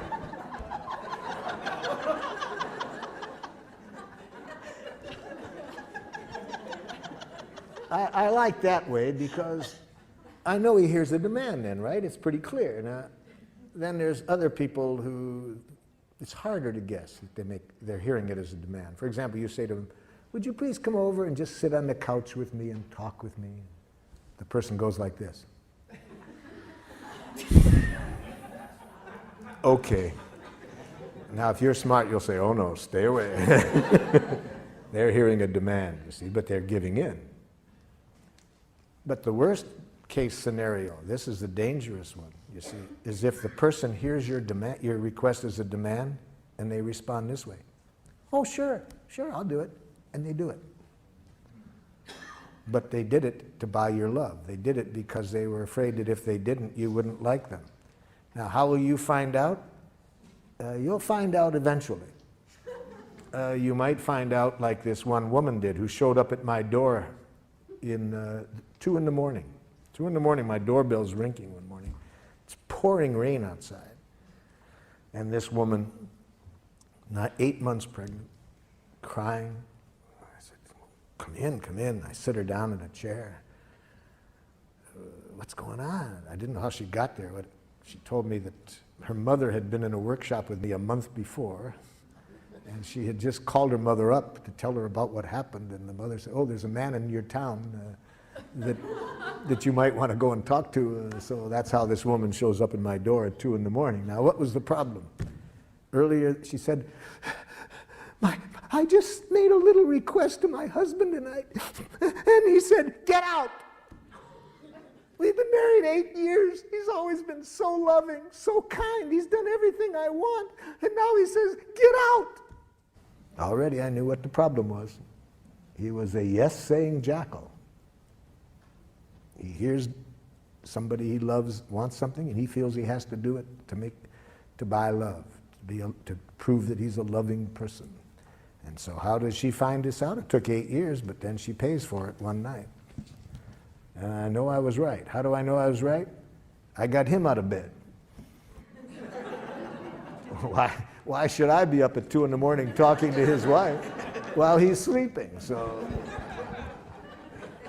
I call him up and invite him over, and sure enough, you see, he was a yes-saying jackal. He just didn't know how to say no. So he had been giving in, for all these years, and then finally this night he snapped. So that's how you find out. After 8 years, she found out that he was hearing demands and lovingly giving in to them. You certainly don't want to ever receive those messages, any one that you've just responded to. You never want to hear what the other person thinks. Never hear what a jackal-speaking person thinks. You'll live longer. So certainly after lunch, we're going to say, do not hear what the person thought. Whatever thoughts they expressed, never hear what a jackal-speaking person thinks, especially what they think about you. So we'll show you other options than that. We'll show you how never to hear a criticism. We'll show you all of that after lunch.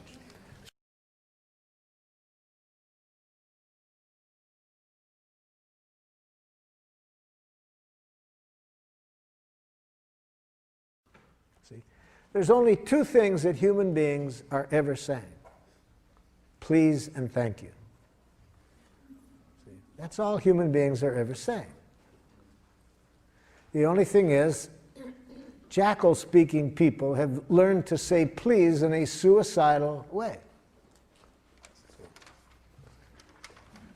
Think about that for a moment. What else are human beings ever saying except please?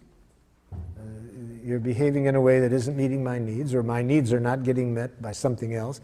Would you please do this to meet my needs? We need to know how to say that well to survive in the world. When our needs are not getting met, we need to know how to say please in a way that makes it enjoyable for people to give it to us. All right, this morning we learned how to do that. Just learn how to say what you are feeling and needing, and make a clear request. Make sure that no words come out of your mouth that imply wrongness on the part of other people.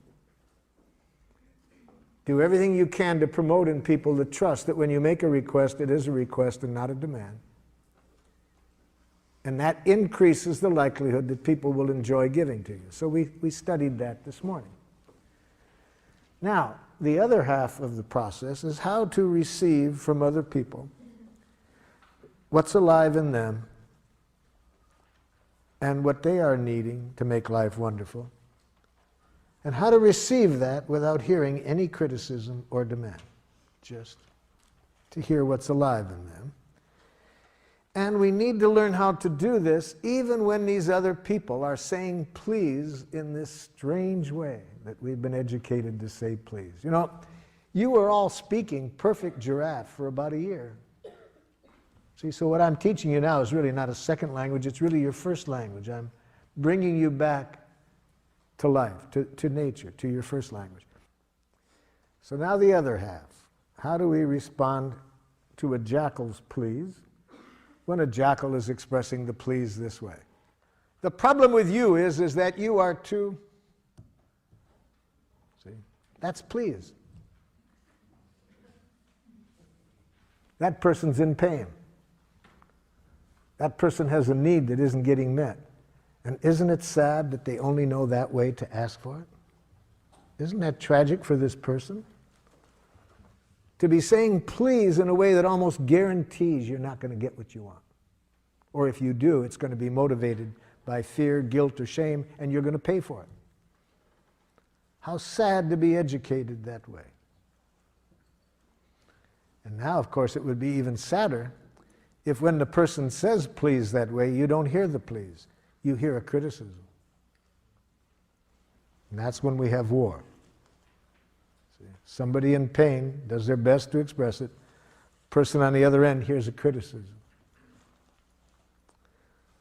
So let me tell you what the person that you were working on this morning, all of the messages that I heard you relate, that what you predict they might say back, here is what I heard the person saying. I heard the person you're speaking with saying this back to you. I'm in pain. I have a need that isn't getting met. Okay? That's what the person was saying in the message that you wrote down. I'm in pain because a need of mine isn't getting met. Now hear that. Put on giraffe ears and say this back to the person. Are you feeling? And guess what that person is feeling when they say what they did. Because you are needing. and guess what their need is.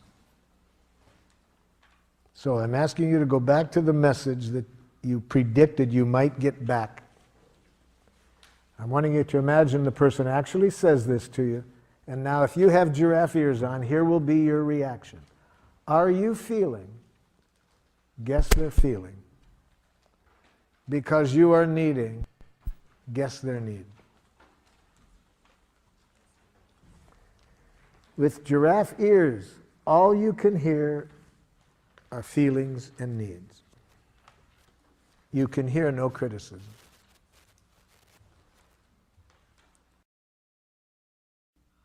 A number of years ago, I was working with a group of women in religious life, and they had a conflict for some 15 months that was creating great pain within their community, and they asked me to help them resolve this. And I suggested that we begin by having everybody express their needs. What needs of yours are not getting met in this situation? And after the first speaker's second word, I could see why, after 15 months, not only had they not been able to resolve the issue, but why it was causing increasing pain. Can anybody guess what the second word was?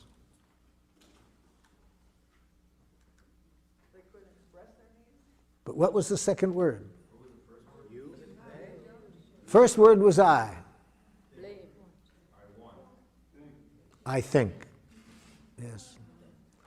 That's, as soon as I heard the second word, I could see why it would. Notice my question of them was, what needs of yours are not getting met?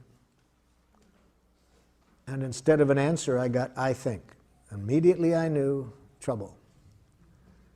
And here's what the rest of the message said. I think that if we are to be in religious life, we must take our commitment seriously and dress as though, dress in an appropriate way. See, I asked for a need. That's what I got back. And then another religious sister said, Sister, I agree, but I think. See, 15 months. What was the issue? The issue was whether to wear traditional clothing or not, you see. This was the issue. 15 months, had not been able to resolve it. In fact, great pain in that 15 months. The community was divided. But I asked, what are you needing? And I got thoughts. Thoughts, you see. So it took me a while to teach them never to hear the thoughts. Do not hear thoughts. Only use the thoughts as a window. Look through the thoughts to the needs that are behind. Hear the needs behind. It'll be a whole different world. Don't hear thoughts. They finally got it. They finally started to look through the words, the thoughts, to what was behind. And then it was amazing how in a short time we resolved the conflict. My partner Ruth Bebermeyer was with me at the time and saw this miracle that comes whenever we hear through the words to what's behind them. I feel so sentenced by your words. I feel so judged and sent away. Before I go, I'd like to know, is that what you meant to say? Before I rise to my defense, before I speak in hurt or fear, before I build that wall of words, tell me, did I really hear? Words are windows or they're walls. They sentence us or set us free. When I speak, and when I hear, let the love light shine through me. There are things I need to say, things that mean so much to me. If my words don't make me clear, will you help me to be free? If I seem to put you down, if you felt I didn't care, try to listen through my words to the feelings that we share. Words are windows or they're walls. They sentence us or set us free. When I speak and when I hear, let the love light shine through me.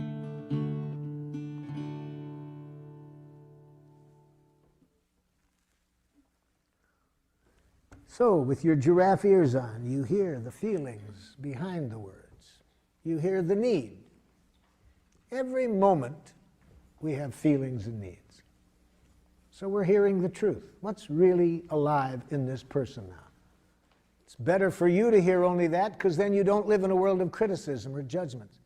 You take away all power from other people to dehumanize you when you have giraffe ears on.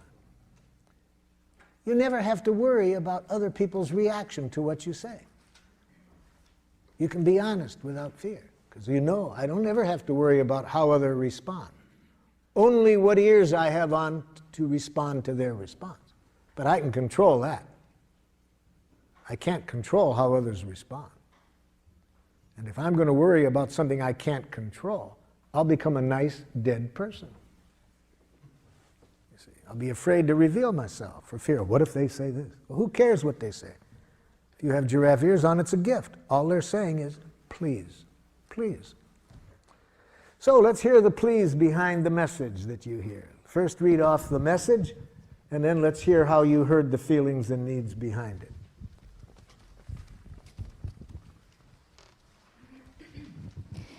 What I expect my daughter would say was, I can't control myself when I'm so angry.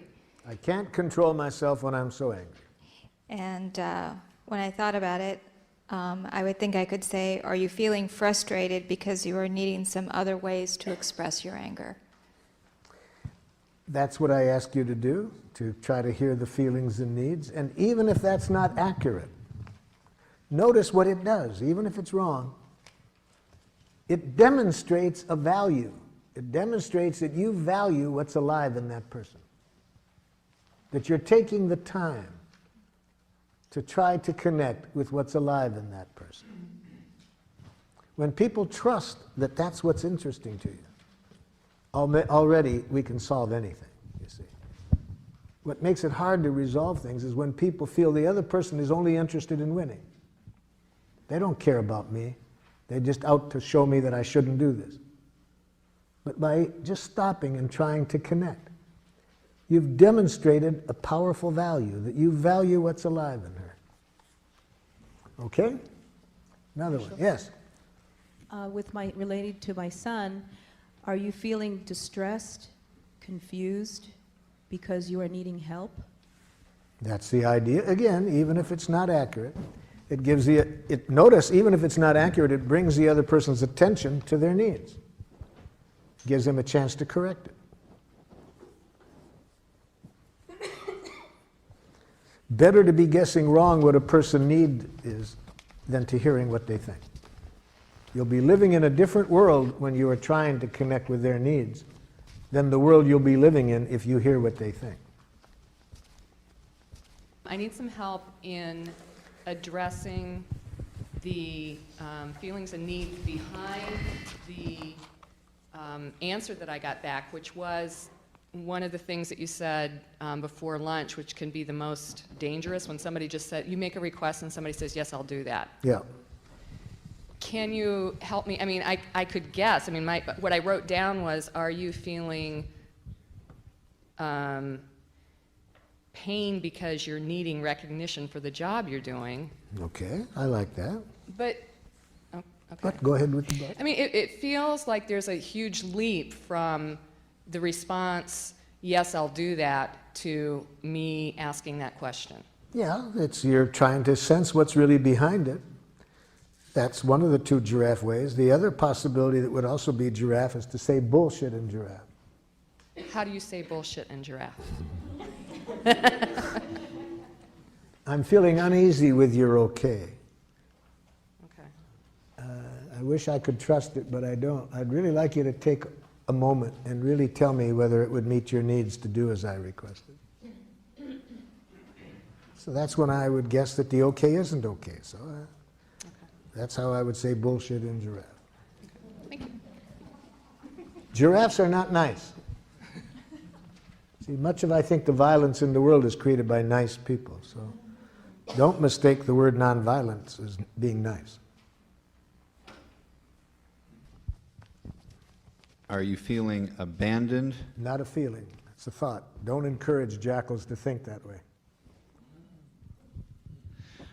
Are you feeling afraid? Now we're cooking. Because you are needing reassurance? Now we're cooking. That I will not disappear? That your needs will be taken care of. Leave yourself out of the other person's needs. They can live without you.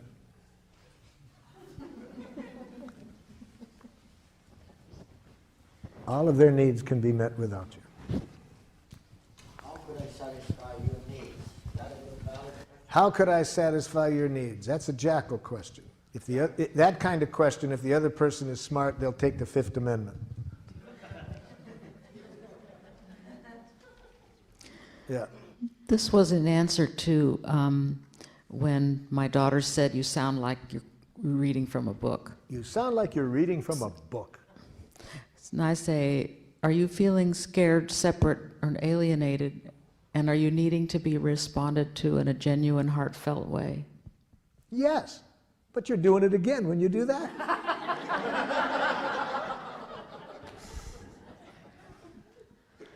So with such a jackal for a while, until you make clear to them why you're doing it, so they will have less distrust of it, you would do just as you said, but silently.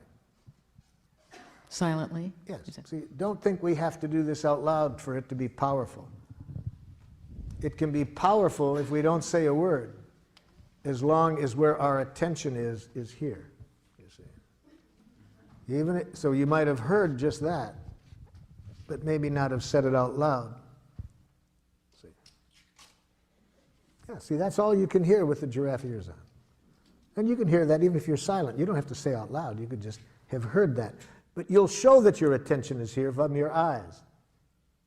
Because when we're hearing what is in a person's heart, our eyes are different than when we're hearing a criticism or when we're making a criticism. You see? Our eyes, it's not subtle. Now, the advantage in being able to say it out loud is the person can correct us if we're not accurate. But even if we don't say it out loud, we live in a different world when we're connecting here than when we're hearing criticism. This is a, the question would be, that I would have asked would be something like, I would like you to ask me for help if you need it. Yes. And then the person responds, I am afraid of becoming a burden.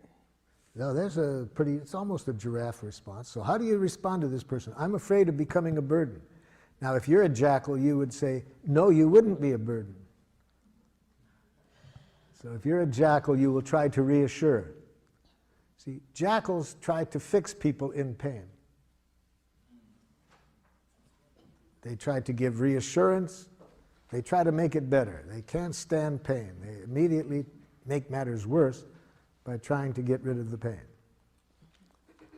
In the book, When Bad Things Happen to Good People, written by Rabbi Harold Kushner. He's talking about a very tragic time in his life when his oldest son is dying. And he said, what could be worse than watching my son die?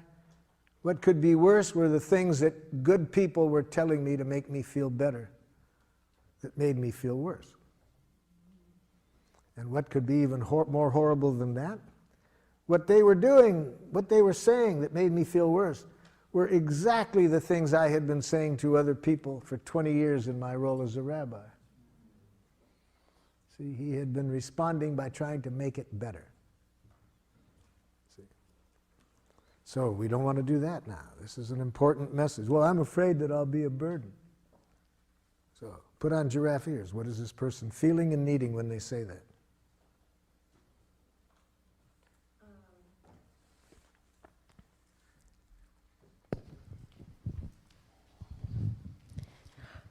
Are you feeling Afraid? They've already told you the feeling. That's easy. So the afraid. Are you? So you're feeling afraid because why? Why are they afraid? that you don't trust my offer to help? Now put that in a need. You need some reassurance. That I'll really be there? No. I need reassurance that if you're there, you're doing it for you and not for me. See, they want to be sure that if you're giving out of self-fullness, not selflessness. Now, what about if you're not 100%? Don't do it.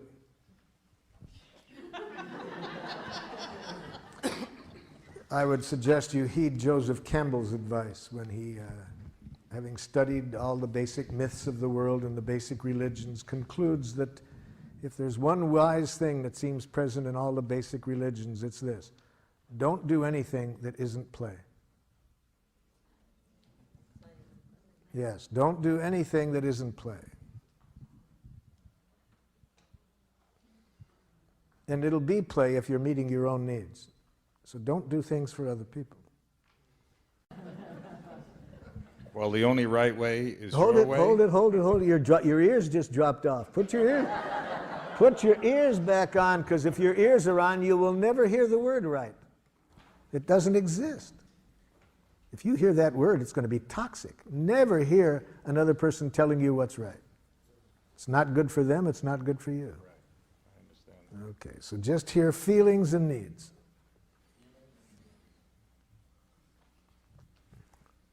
I tell you 30 times, you don't listen. My God, can't you see this bed? Pardon? No, you don't. You're proving now you don't. Isn't it funny if how you were listening, you wouldn't say, I listen. Isn't it funny how he always comes in? Pardon? It's funny how he always comes in. Yeah. So, what's this person feeling and needing?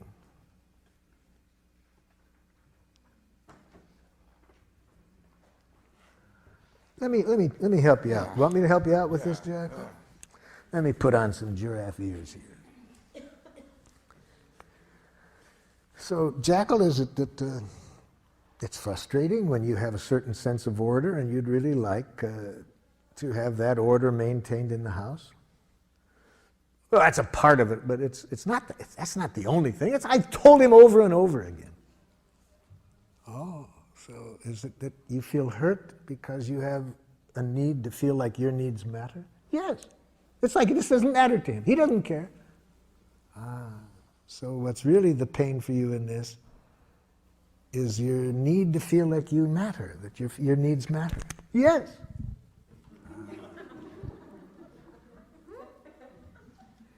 So how do you feel when you hear the jackal say this?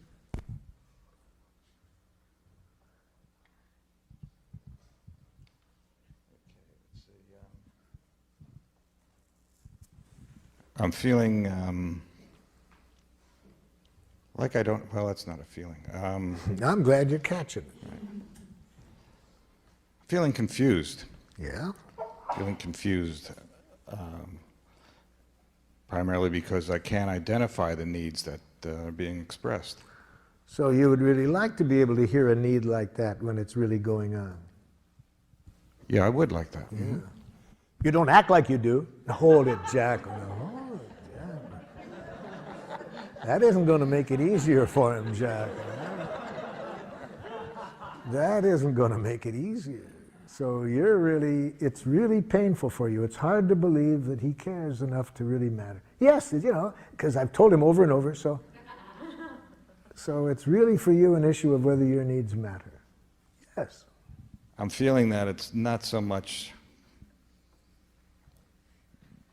the beds or the dishes, though. Feeling it's something else. I'm just telling you what it is. It's the general fear I have that my needs don't matter to you. How do you feel when the jackal tells you that? Still confused. What makes you confused about this? Because I don't know how to respond to those needs. What it would take is just empathy. If she could just feel the empathy that I just gave her. If you could just say, are you feeling in pain because you have the need for reassurance that your needs matter? Yes, yes. I've tried to tell you that for years. You don't listen. Now it comes in. I guess now I'm feeling sad because I'm not meeting the needs. Hold your sadness. She needs more empathy. See, this is what often happens. We get to our feelings too quickly. With my help, we just got started. This is not the end. There's a lot more pain in there that she needs empathy for before she can hear your sadness. So, Jackal, am I hearing you that for you the real painful issue here is not being confident that your needs matter? My needs have never mattered in any relationship, not in my family and not now. So what's real painful is for you to feel that your needs matter, and this has been going on a long time. Yes. Yes, I do everything I can. I've told him over and over again.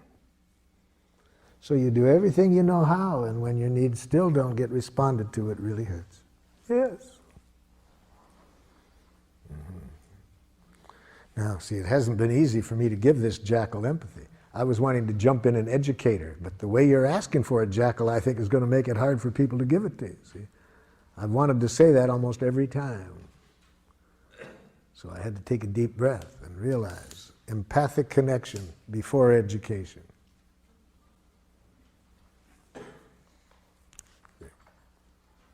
Now is not the time to educate. That the way you're asking for it's going to make it pretty hard for somebody without super-powered giraffe ears to hear your needs.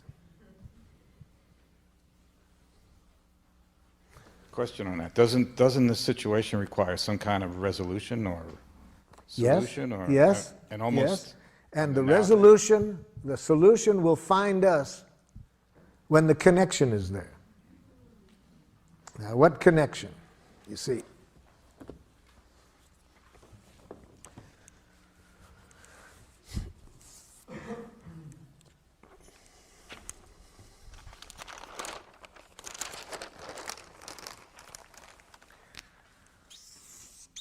here's your wife's needs.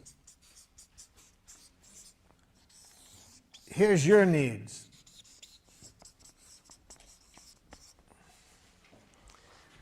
When she hears your needs without hearing any criticism or demand, and you hear her needs without any criticism and demand, the solution will find you. The conflict will resolve itself. It does need to be resolved. But what most of us do, we skip this and go right to here. For example,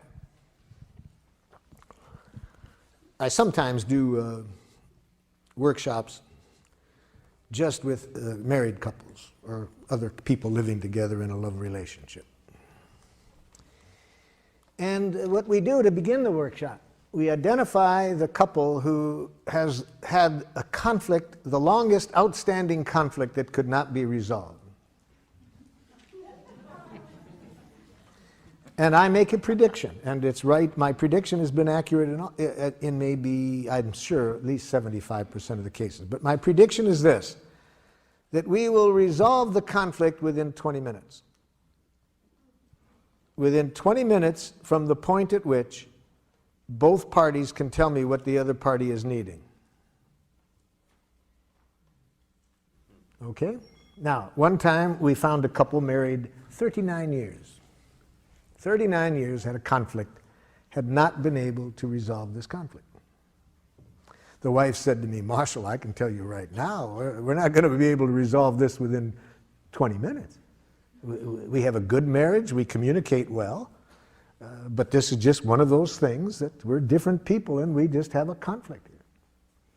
Now I said, let me correct one thing. I didn't say we're going to resolve it within 20 minutes. I said within 20 minutes from the point at which you can both tell me what the other party is needing.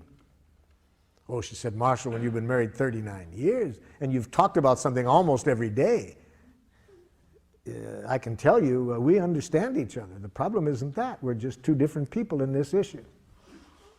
Well, I said, I've been wrong before. I can sure be wrong this time, but let's see. We'll find out within 20 minutes. So first, tell me what his needs are in this situation. He doesn't want me to spend any money. He responds immediately, that's ridiculous. 39 years of communication.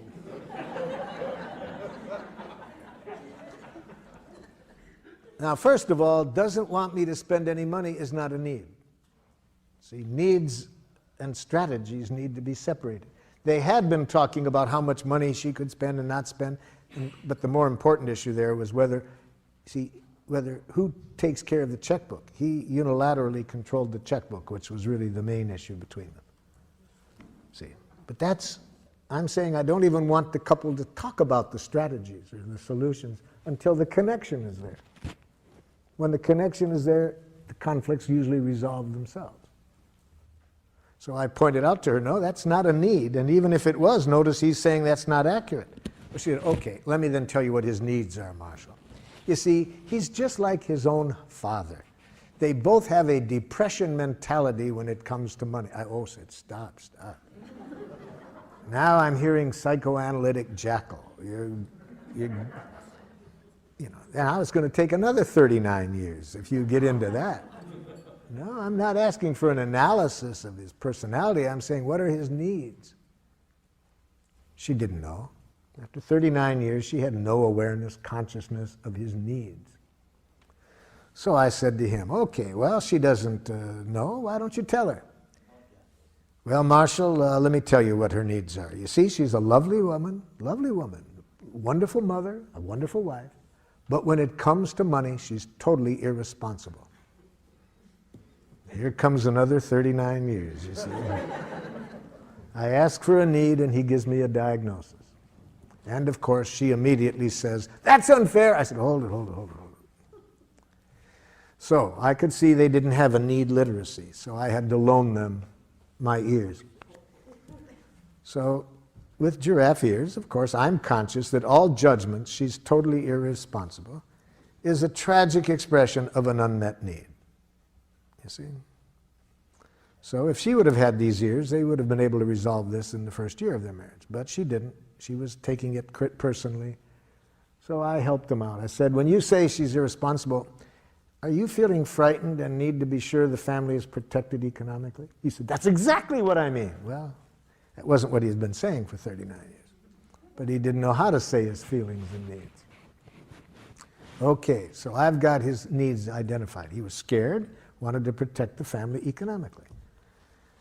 I turned to his wife and said, could you tell me back what you heard him say? But because I did, one time I overdrew the checkbook when we were, first married, now he thinks, I said, excuse me. Notice what the first word that she said was, but. See, she doesn't know the cardinal giraffe rule. Never put your butt in the face of an angry person.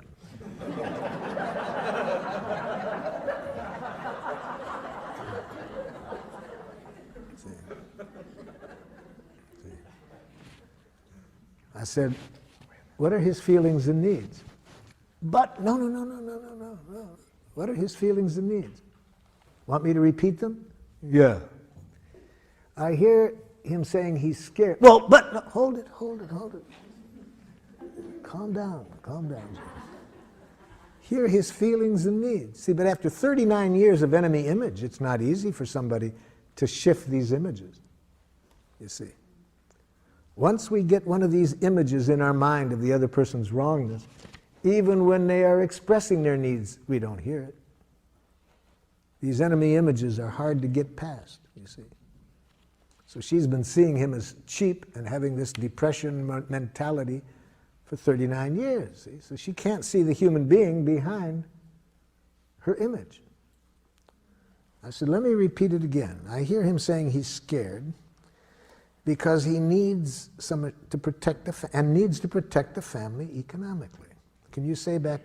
Yeah, he thinks I'm irresponsible. Let's try it again. After 3 more repetitions, finally, she could hear his needs and feelings separate from her judgments. Finally. Yes? Did you try to empathize with her at any point, or did you just keep repeating his need and try to get her to Yes. After I had tried twice to get her to hear it, I could see she was in too much pain to hear him. So I had to do what I was just demonstrating like this. Actually, I had needed to give her some emergency first aid empathy. So you did do that. Before I could pull her by the ears to get her to hear him. So if after I tried 2 times to pull the jackal by the ears, it's hard to do that because they keep trying to bite, you know, then I back off. So it really hurts when you hear criticism. Yes, yes, I mean, blah, blah, blah, blah, blah, blah. Yeah, and so you really need to be trusted. Yeah.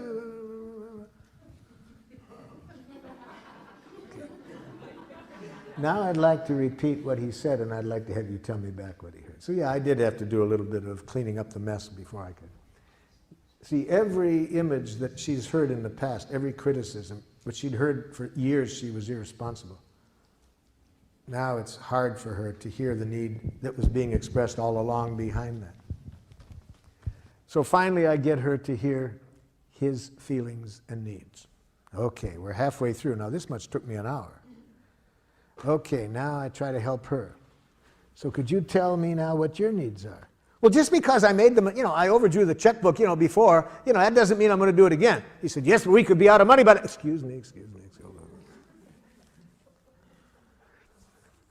So, you're really frustrated, and if I hear you correctly, you have a need for some trust that you can learn how to handle money. Yes. Okay. Husband, could you tell me that? Yeah, and we'll be out of money by then. Excuse me. Can you tell me what her feelings and needs are? Would you like me to repeat it? Yes. Okay. About 3 more repetitions, he hears her. It didn't take 20 minutes to resolve it at that point, you see. Whenever I go into situations where there's been a lot of conflict, I don't even allow the people to talk about strategies until they're connected at the heart level. I was working with 2 tribes in northern Nigeria, one Christian tribe and one Muslim tribe. 1/4 of the population killed in 1 year. 1 out of 4 people killed.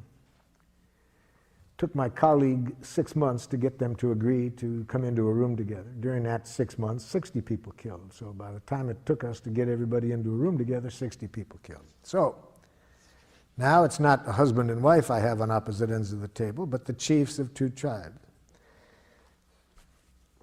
I start the same way I did with the husband and wife. I'd like to hear you express your needs. What needs are not being met?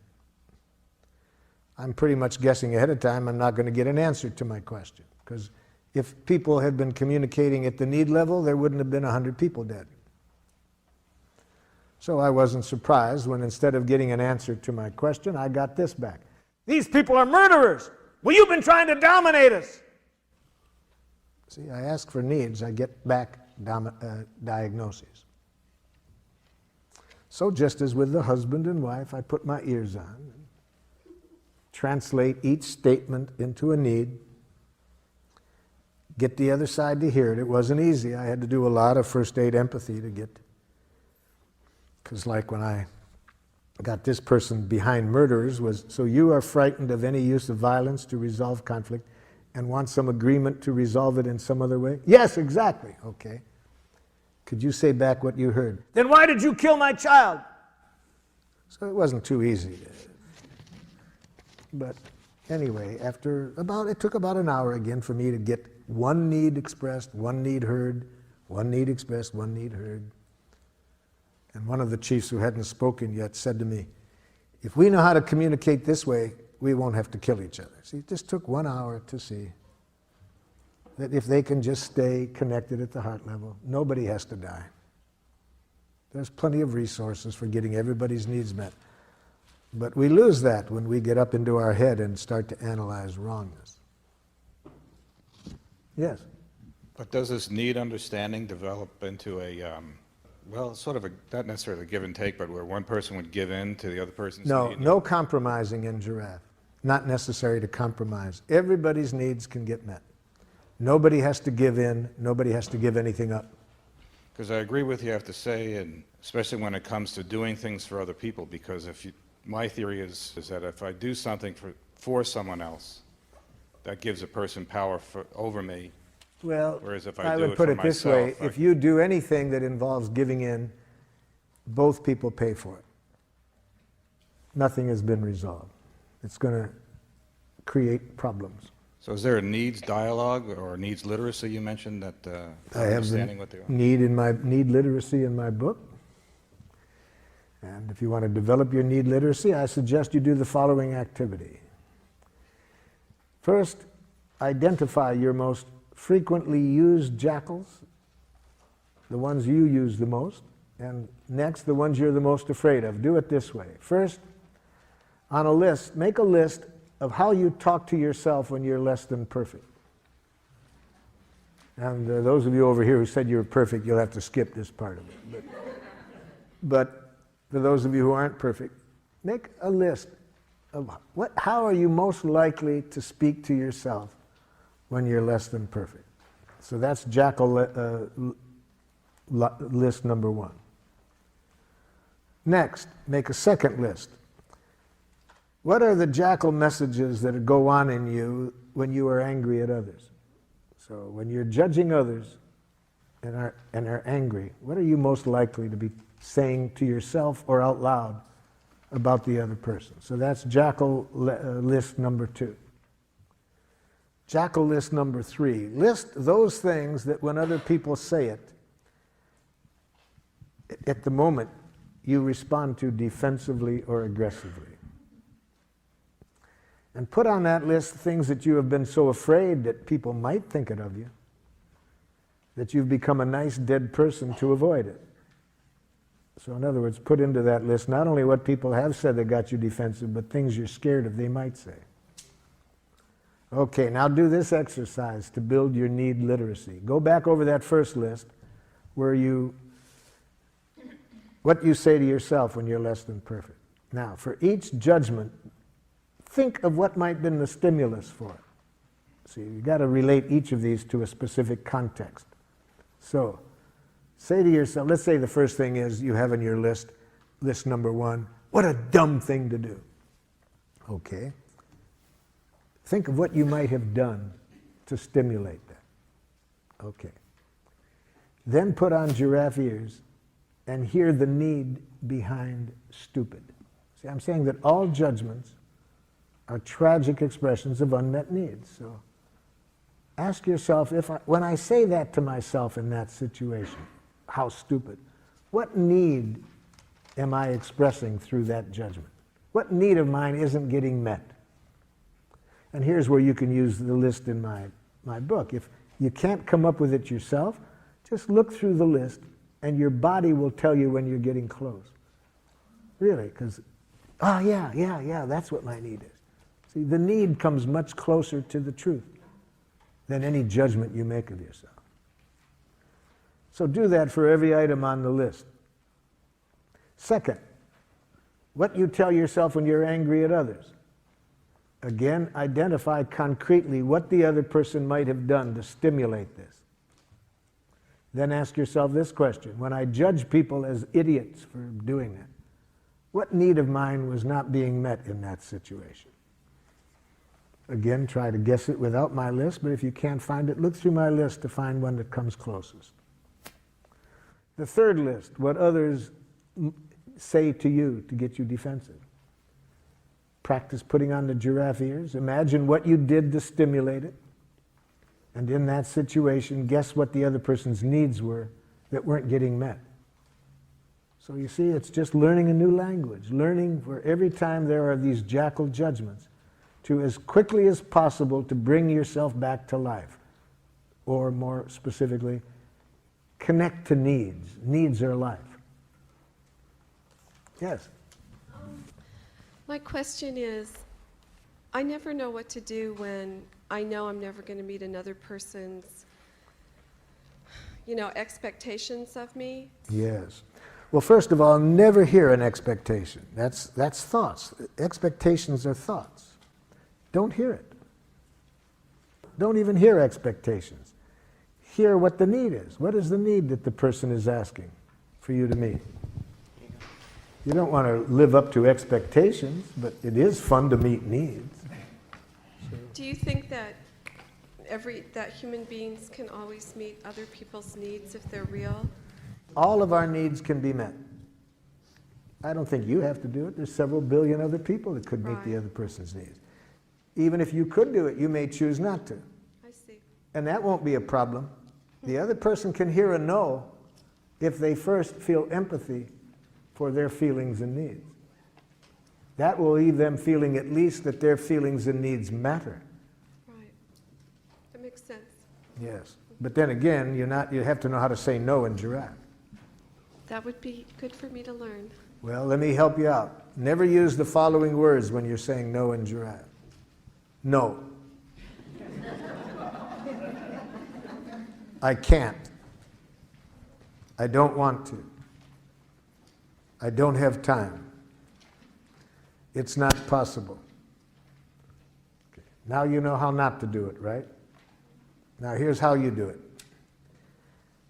To say no in giraffe, you need to be conscious that a no is a poor expression of a need. So say the need that keeps you from saying yes.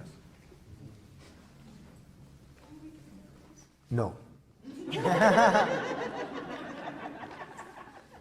So if you had giraffe ears on just now, you wouldn't have heard me saying no. You would have said, what is Marshall's need that's keeping him from saying yes? And you might have said back to me, Marshall, are you having a need for completion of other things you'd like to do right now? You see? You would have tried to hear the need behind the no. So what I said is, all no's are tragic expressions of a need. So say the need that keeps you from saying yes. Don't say no. The way that I have this framed, I feel as though I am responding to a person's expectations.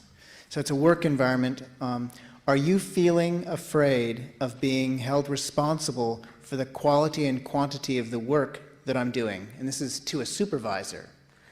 Are you feeling scared and need to protect yourself?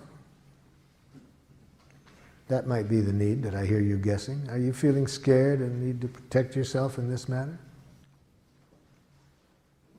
I guess when I hear that, I feel afraid because I'm inferring that there's a danger and that they have a fear of some danger.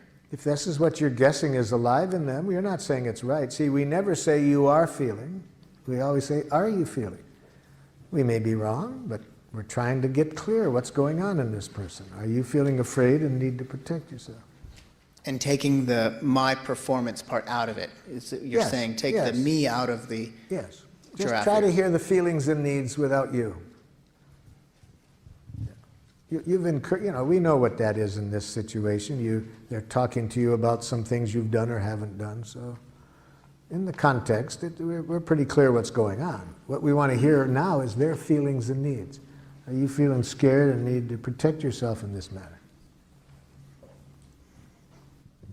Now, if this is in many settings where the people are not used to having feelings dealt with, the other person might get very upset with having their feelings being talked about. In which case you do it silently. But if you're a giraffe, you hear feelings and needs in every message. Whether you do it out loud or not, Politically, we adjust when we might do it out loud. But we don't allow anything else into our consciousness except this other person's feelings and needs. I think you said earlier that there's no compromise in giraffe communication. Yes. And so I would find it instructional to know how the problem between the husband and wife was resolved. Yes. And Yes. how it was a win-win situation for both of them. First, once there is empathy, people feel that their feelings and needs matter, which is done through the empathy. You don't have the competitiveness, you don't have the charge. So here's how it went. After they both heard each other, he heard that it would really hurt for her not to be trusted, that she could learn. And once he felt really understood how scared he was that if she were to do what she did when they first got married and overdraw the account, she could hear that he wanted to protect the family. I think most 6-year-old children could resolve the conflicts that get nations into wars in which thousands are killed if you gave the 6-year-olds, you said, look, here are the needs on both sides, here are the resources. I'm confident most 6-year-olds could solve the conflict. So in this, it doesn't take a genius. What did it do? She said, I want a trial period to learn how to do it. First he said, I'm scared because, you know, you could go through a lot of money learning. So she agreed that during the trial period he would supervise her until he felt comfortable that she knew how to do it. Okay, that took about 7 minutes. But they hadn't been able to get to that in 39 years because of all the enemy images, the hurt, and so forth.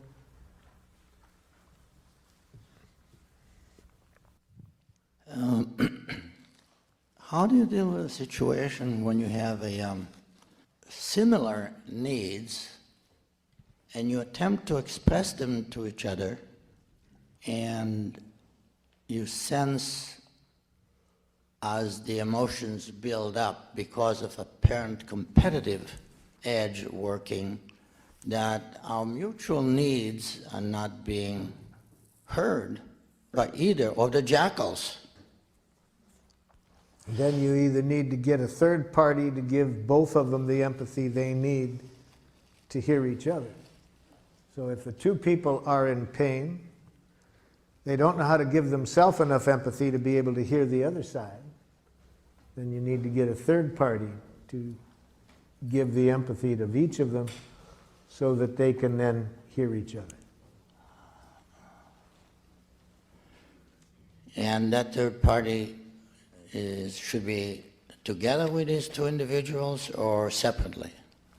There's different ways to do that. They're together, there's some advantages. But it could be that to give empathy to both sides separately and then help each side to hear the other side and then bring them together. Mm-hmm. Thank you.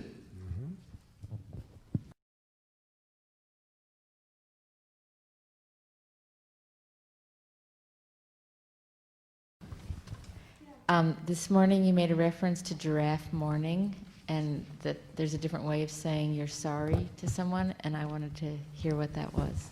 Okay, let's real quick look at what I mean by giraffe mourning. Think of something you did that you wished you hadn't done. And recall as best you can how you talked to yourself when you said it, or did it, whatever you did. So, what did you do that you wished you hadn't done after you had done it? And give me a sample of what you said to yourself when you did it. You have one in mind?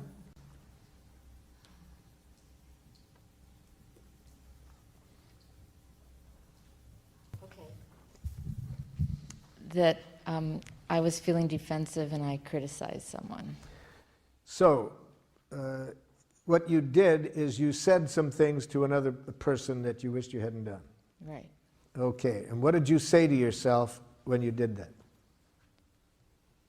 Well, usually in the moment I feel, defensive of myself. No, I want to concretely know, for this exercise, I need to know concretely what you say to yourself when you behave in a way you don't like. This is very important to answer your question about giraffe morning. It's very important to identify what your inner educator is saying to you. See, all of us have an inner educator whose function it is to educate us when we are less than perfect. Now, most of us made the mistake of sending our inner educator off to a brutal jackal academy for inner educators. And so it's important to be conscious of how our inner educator talks to us. So that's what I'm asking you. When you said what you did to your husband, what did your inner educator, how did your inner educator try to educate you? It said what to you about what you had done? In the moment or later? Either one. Well, the point when I start to feel regret or sorry Yeah. is later. Which So- at any point, what did you say to yourself about what you had done? Okay. I said, I'm a bad person. Now that's enough, you see. See, your inner educator tries to educate you through penitence, through making you hate yourself for what you've done. It uses language that implies there's such a thing as a bad person. All right. Now, if you apologize out of that energy, that's jackal. Any apology that comes out of thinking you did something wrong is not going to be good for you or the other person. You with me so far? Well, I know it feels bad. Yeah, it feels bad. And I really want you to feel bad in this situation, but I want you to feel a sweet bad. A sweet bad that will help you learn from this without hating yourself. When you have a thought in your head that you're a bad person, that's ugly bad. That's a punitive bad. That'll first of all make it hard to learn. And even if you do learn, it's out of self-hatred. So whatever changes you make are at great cost. So that's your inner educator. That was your inner educator speaking to you when it said you're a bad person. Now, we've been learning today that all judgments are expressions of needs, right? So your inner educator means well. It really means well. It wants you to learn from this in a way that will serve life. It means well, it's just its language that sucks. Okay? So we don't want to hear what the inner educator thinks about us. We want to hear the need that isn't getting met, that it's trying to call to our attention. So what need is your inner educator trying to bring to your attention that you didn't meet by how you behaved?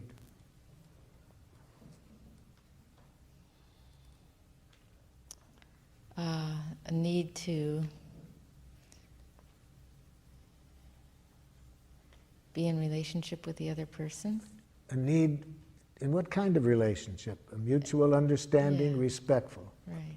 So it didn't meet your need for respecting and understanding the other person.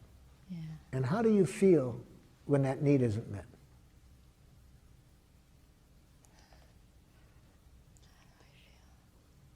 Guilty. Then you still got the bad person image in mind. See, Yeah. if you still think you're bad, if there's any thinking still going on, that guilt comes from the judgment. Well, I feel separate and isolated. But how do you feel? What emotion do you feel about not meeting your own needs for understanding and respecting? See, the guilt comes from that image of bad person, but what feeling comes from not meeting your need to respond to this person with respect and understanding? Sad. That's a sweet pain. See, that's giraffe mourning. So if you say to the person, you know, the way I talk to you, I feel really sad. It doesn't meet my need for respecting you and understanding you. You see, there's no image in there that I'm a bad person. I'm sad. I didn't meet my own need for respecting and understanding you. Check with the other person what they'd rather hear. Whether they'd rather hear the giraffe mourning or the apology that you're a bad person. Yes. I'm having a little problem trying to find the teeth in this model somehow. it seems like everything is, even though we're talking that it's on a feeling level, everything seems, the way I'm interpreting anyways, is sort of on a mental level as opposed to an emotional level. And I guess I operate a lot from my gut, and I'm trying to get down to that somehow. So I need some help with it. Basically, tell me how I would be able to use this technique in my daily life, and to make it so that it's natural. You know, it's not natural for me to operate this way. And, The first thing I would recommend to you is change the word natural to habitual. Change the word natural to habitual. I think this process is natural, more natural than the way you were trained to think. So Gandhi says it's very dangerous to mix up the words natural and habitual. He says we have been trained to be quite habitual at communicating in ways that are quite unnatural. So I can't think of a more natural way to communicate than to talk about what's alive in us, just what we're feeling and needing. But when you feel like saying, if I feel like saying no seems okay to me. But what you were saying before is that. What do you mean by okay? It's okay to say no. What do you mean by what do I mean? You know, we can go back and forth. Pardon? We can go back and forth by asking each so other let what me we be mean more about specific. When you say no, I predict that by saying no, more often than you would like, the other person is going to react to you in a way that isn't in your best interest. But if you say the need behind the no, that's less likely to happen. So then, if I understand what you're saying, you're trying to, the idea is to communicate in a way that the other person would communicate back to you so that it's in my best interest? I'm saying the purpose of this process is to get everybody's needs met, and that the needs are met by people giving willingly, not out of any coercive motivation. And I'm saying that when you say no, it gets in the way of the likelihood that everybody's needs are going to end up getting met. If you say the need that keeps you from saying yes, I predict there's more likelihood that everybody's needs will end up getting met. So it's just if I understand what you're saying just express your needs without saying the no. But I'm saying the need is a clearer expression of what you're trying to say than no. You get clearer, more connected to life when you say the need that keeps you from saying yes than just saying no. And it's less likely to be interpreted as a rejection, as you being defensive. To say the no by itself, I predict, is more likely to get you interpretations that aren't in your best interest. Sometimes when I don't hear a no, I look at it as being sort of a passive-aggressive response to something that I might want. Someone, you know, let's say if I make an appointment with somebody, and instead of them saying no, they just don't show up. Yes. And then they give me a reason why they don't show up. I'm not suggesting that. I'm not suggesting that response. I'm suggesting that I would have liked that person to have told you honestly at the time what their need was. I think if they had done that, you wouldn't have gotten into that situation. They said a yes that wasn't so. Some people won't say, I'm afraid. Pardon? Let's say if the reason is that they're afraid to. That would depend a lot on what has happened in the past to them when they have said no in whatever way they did it. If they have not enjoyed very empathic responses to it in the past, then they're probably afraid to be honest about it now.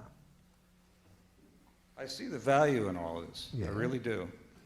I guess it's the idea that it's a touchy-feely type of thing that I'm not used to working around. What you're trying to figure out, if I'm understanding, is how to really put this into an idiom that you can use daily and feels comfortable to you. That's one way of putting it. Yeah. And so in our training, we first show people how to develop the literacy and then how to put it into their regular language. I had a student traveling with me, and he wanted to give me a gratitude, okay? and he liked something I did. I was really working a group hard. And during the break he said, "Dictator." That was Giraffe. Because he knew that I knew what he was reacting to. He knew I wouldn't hear a judgment. He knew I would guess in there what he was feeling and needing. You see, so he could say that to me, dictator. So after we really know how to clearly identify our feelings, needs, requests, then we can start to put it into a language that can connect us with the people we're speaking with. But at this stage of the day, after one day, I'm still working with you on making sure you understand what a feeling and a need is, because if you don't really understand that, it's going to be hard to know how to then put it into your idiom. I guess I'm a recovering New York jackal, you know. I'm getting the impression that apology isn't really the best service of being a giraffe. And I'd like to know if you could model, I'd like to see you model for me an acknowledgement of missing the mark, sinning courageously. If you recall earlier, I showed an example of that where I showed the person saying, "I feel sad. I would have liked to have responded with more understanding than I did." So you're not using the word "I'm sorry," you're saying "I'm sad," you're telling your It's feelings. not so much the word "I'm sorry." What we shifted from was thinking that I did something wrong, that it was bad. It's that thinking that is the problem. And the "I'm sorry" follows from that thinking. So it's not just that I don't say "I'm sorry," I say "I'm sad." If I'm sad. See, the word "I'm sorry" means almost nothing. Right, people can say that and not feel anything. It's this, you say that to buy forgiveness. So if I'm feeling sad, I say that. I'm feeling sad. I would have liked to have been more aware of your needs, for example, where I didn't take the person's needs into consideration. But I don't say, "I'm sorry, that was inconsiderate of me." There's no self-blame. I didn't do anything wrong. There is no such thing as doing anything wrong. What I did was not in harmony with my needs. I want to mourn that. I'm sad. I would have liked to have been more aware of your needs. Something like that. Does that give you the example? Very much so. Thank you. Yeah. I have a question over Yes? here to your left. I have a situation with my intimate partner that many times we get together and we argue a lot. And I have this need that you were saying earlier is inappropriate, that I want her to be happy. I didn't say it was inappropriate. I said it was undoable. Okay, right. That's what she keeps telling me. But if you're going to tell me to be happy, tell me the action to get there. That I can do. If you tell me an action that you predict that if I do that, I'll be happy at the end, it would be helpful. Tell me the action. Don't just tell me be happy. Don't tell me to have confidence in myself. Tell me what you would like me to do to feel that confidence. The action will get me there, but just telling me what to feel puts me into a paradoxical bind. okay. Well, one of the other things would be when we get together, I don't necessarily want to be going somewhere with her if she's not in a good mood at that time, or if there's some kind of tenseness or then something. empathize with why I'm not in a good mood and I'll be in one. But telling me that I got to be in a better mood for you to want to go with me gets me in a worse mood. Okay.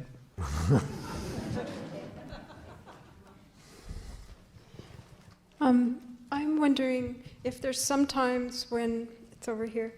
It's I'm feeling some anxiety about a trip I'm planning to visit my mother soon, and we have a dynamic where she really wants to help me figure out every detail of what I'm doing during my stay, and I like to be left So alone. let me show you how to do it.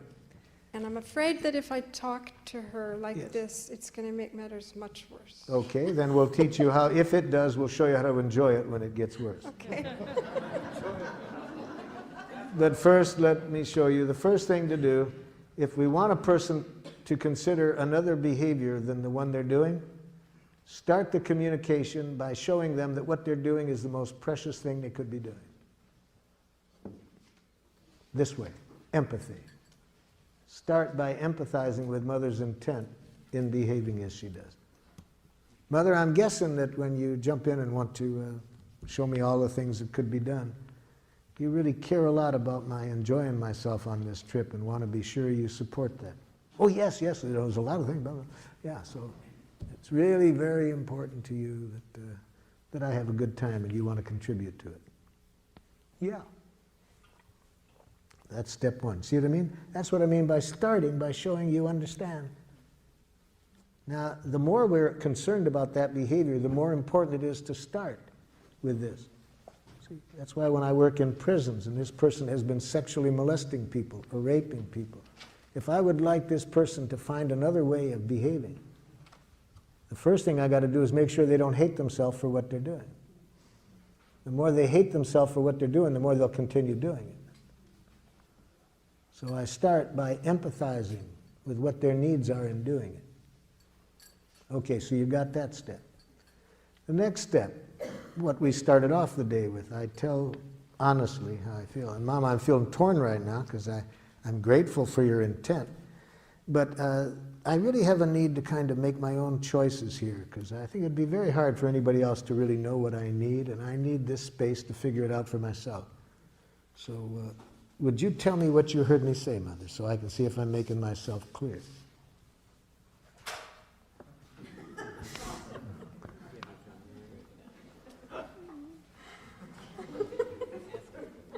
So now I know Mother didn't hear me.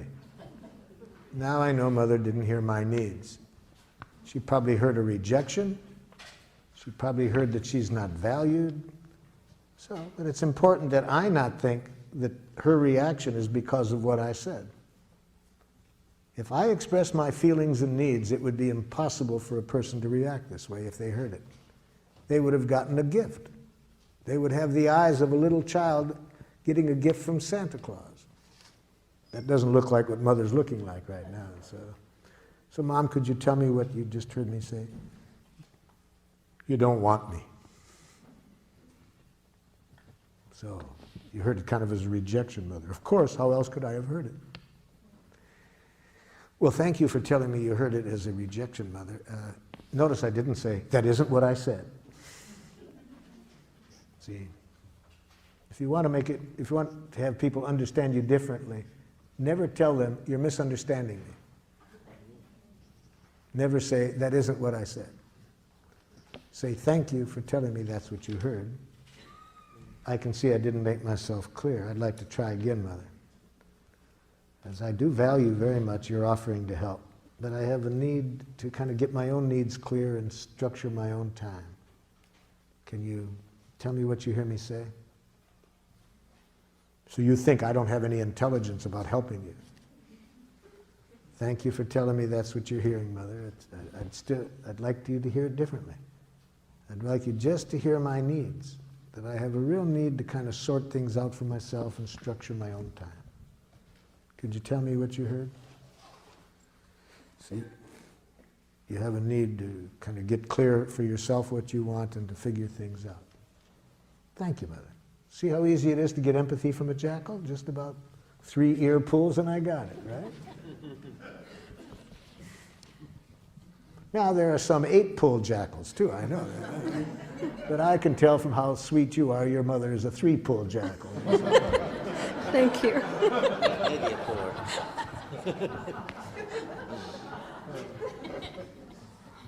Yes. You mentioned earlier this morning about enjoying suffering. Could you elaborate on that? Oh yes, that's very important. Thanks you for bringing back to me about it. Okay, a friend of yours says this to you.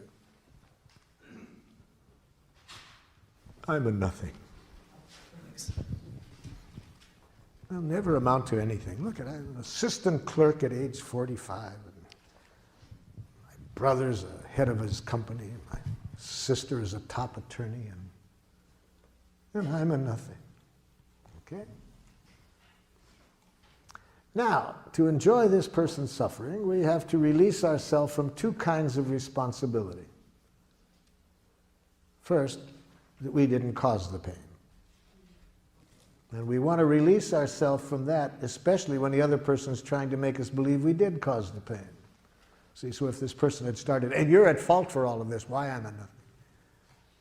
Especially when a person says that, we do not want to in any way think we caused this person's pain, because you can't cause another person's psychological pain. Well, in this case, the person wasn't saying that, so that's pretty easy to liberate ourselves from feeling responsible. But the second one is the hard one. To think we have to fix it, to make the person feel better. The more we think it's our job to make a person feel better, the more we're going to make it worse. Because you can't fix people. The good news is you don't have to. There is a very powerful healing energy always available if we don't block it. And how do we block that energy? By trying to fix things ourselves. So how do we help that energy do the job? By empathy. And empathy requires presence, just to be present.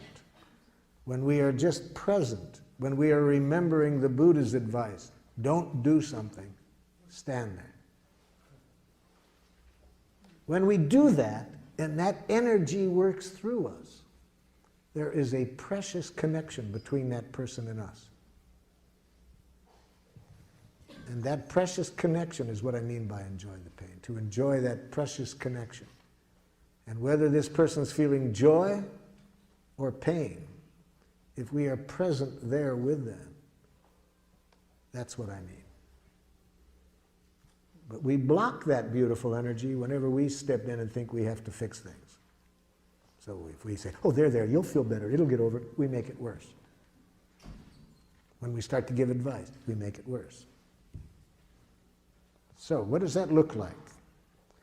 So you're feeling really discouraged and really would like to have achieved more in your life at this moment than you've done. Yes, I've had every opportunity, and look at me, I've just never made use of anything, you know.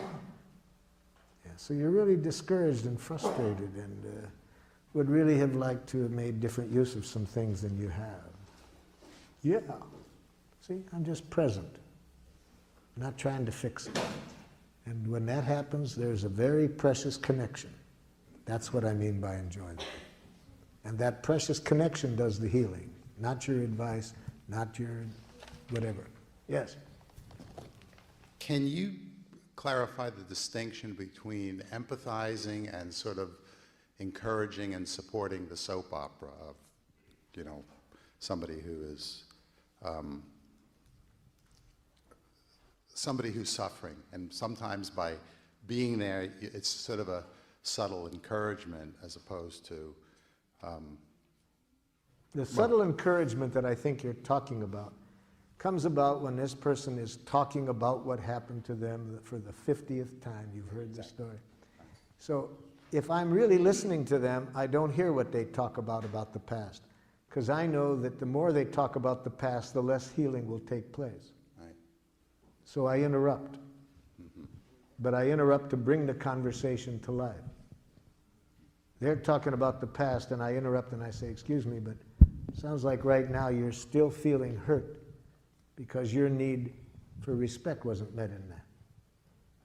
See, because just letting them talk about the past and asking them questions about what happened, about the past, is to just keep the soap opera going. So I interrupt when they talk about the past, because we don't heal by talking about the past. We heal by talking about what's alive in us right now, stimulated by the past. But it's what's here now. And when I connect at that level, they won't keep talking about it. They'll heal. Last question, and then I'm going to get into the subject that I'd like to cover before the end. Yes?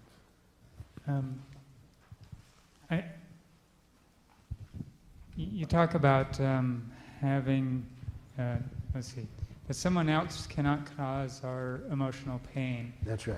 And I think about the abuse that I grew up with and that I see in Yes. a lot of families, Yes. and the suffering that I've Yes. experienced throughout my life, Yes. through my recovery and all that. And yes, and other people were a stimulus for your suffering. And you were participant by how you dealt with it. For example, if you followed me in my work, you would see this very clearly. In places like Rwanda, Burundi, Sierra Leone, I'm working with people that have had their families killed. Some of those people have such rage that all they live for, moment by moment, is the possibility of vengeance. Others have no anger, have never had anger. Same exact stimulus. They have deep feelings, but not rage. So it is not the stimulus that determines how our emotional reaction is. That part is up to us. I work with some women, unfortunately a lot, who have been raped.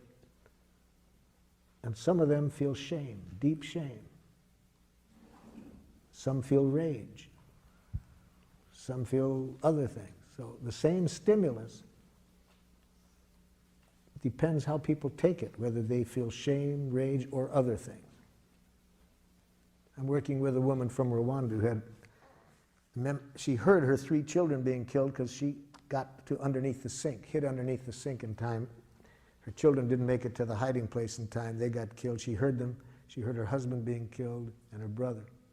She had to stay underneath there 11 days to save her own life because they stayed in the house after they killed the family. This woman has deep feelings, but never once has she had the kind of anger that makes her want to get vengeance. She's put all of her feelings, and lots of them, into preventing this happening to anybody else. You see? So the way she looked at it leads her to want to prevent this happening to anybody else. She came to my workshop because she wanted to know how to deal with the rage toward her from other people in her tribe who are furious with her that she won't join their efforts to kill the other people. Same stimulus, quite different reactions. Okay, so I had this stimulus, and somewhere I learned how to deal with it in the way that I had dealt with it, and I'm learning to change that now. Yes. The worst thing, of course, would be, no matter how you did choose to deal with it, is to think there was something wrong with how you chose to deal with it. I'm not wanting us to get into one way is right or wrong. I'm just saying that no matter what happens to us, the other person's responsible for what they did. I'm not saying the other person doesn't have responsibility. That's my question about accountability. That person's responsible for what they did and why they did it. We're responsible for how we deal with that.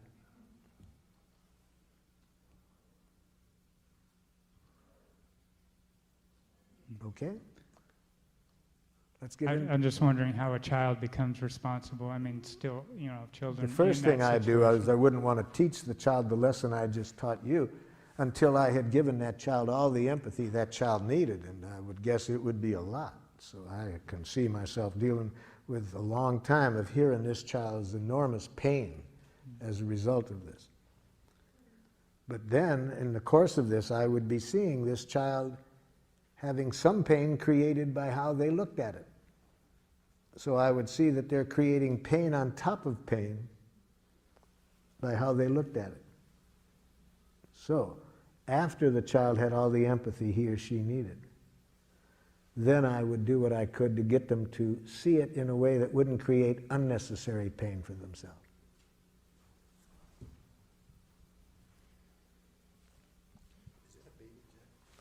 This is a baby jackal, yes. Okay, now what I'd like to do in the precious time that we have left, deal with a very important part of giraffe, because I wouldn't want you to get the idea that nonviolent communication is solely interested in conflict resolution, because it's equally interested in celebration.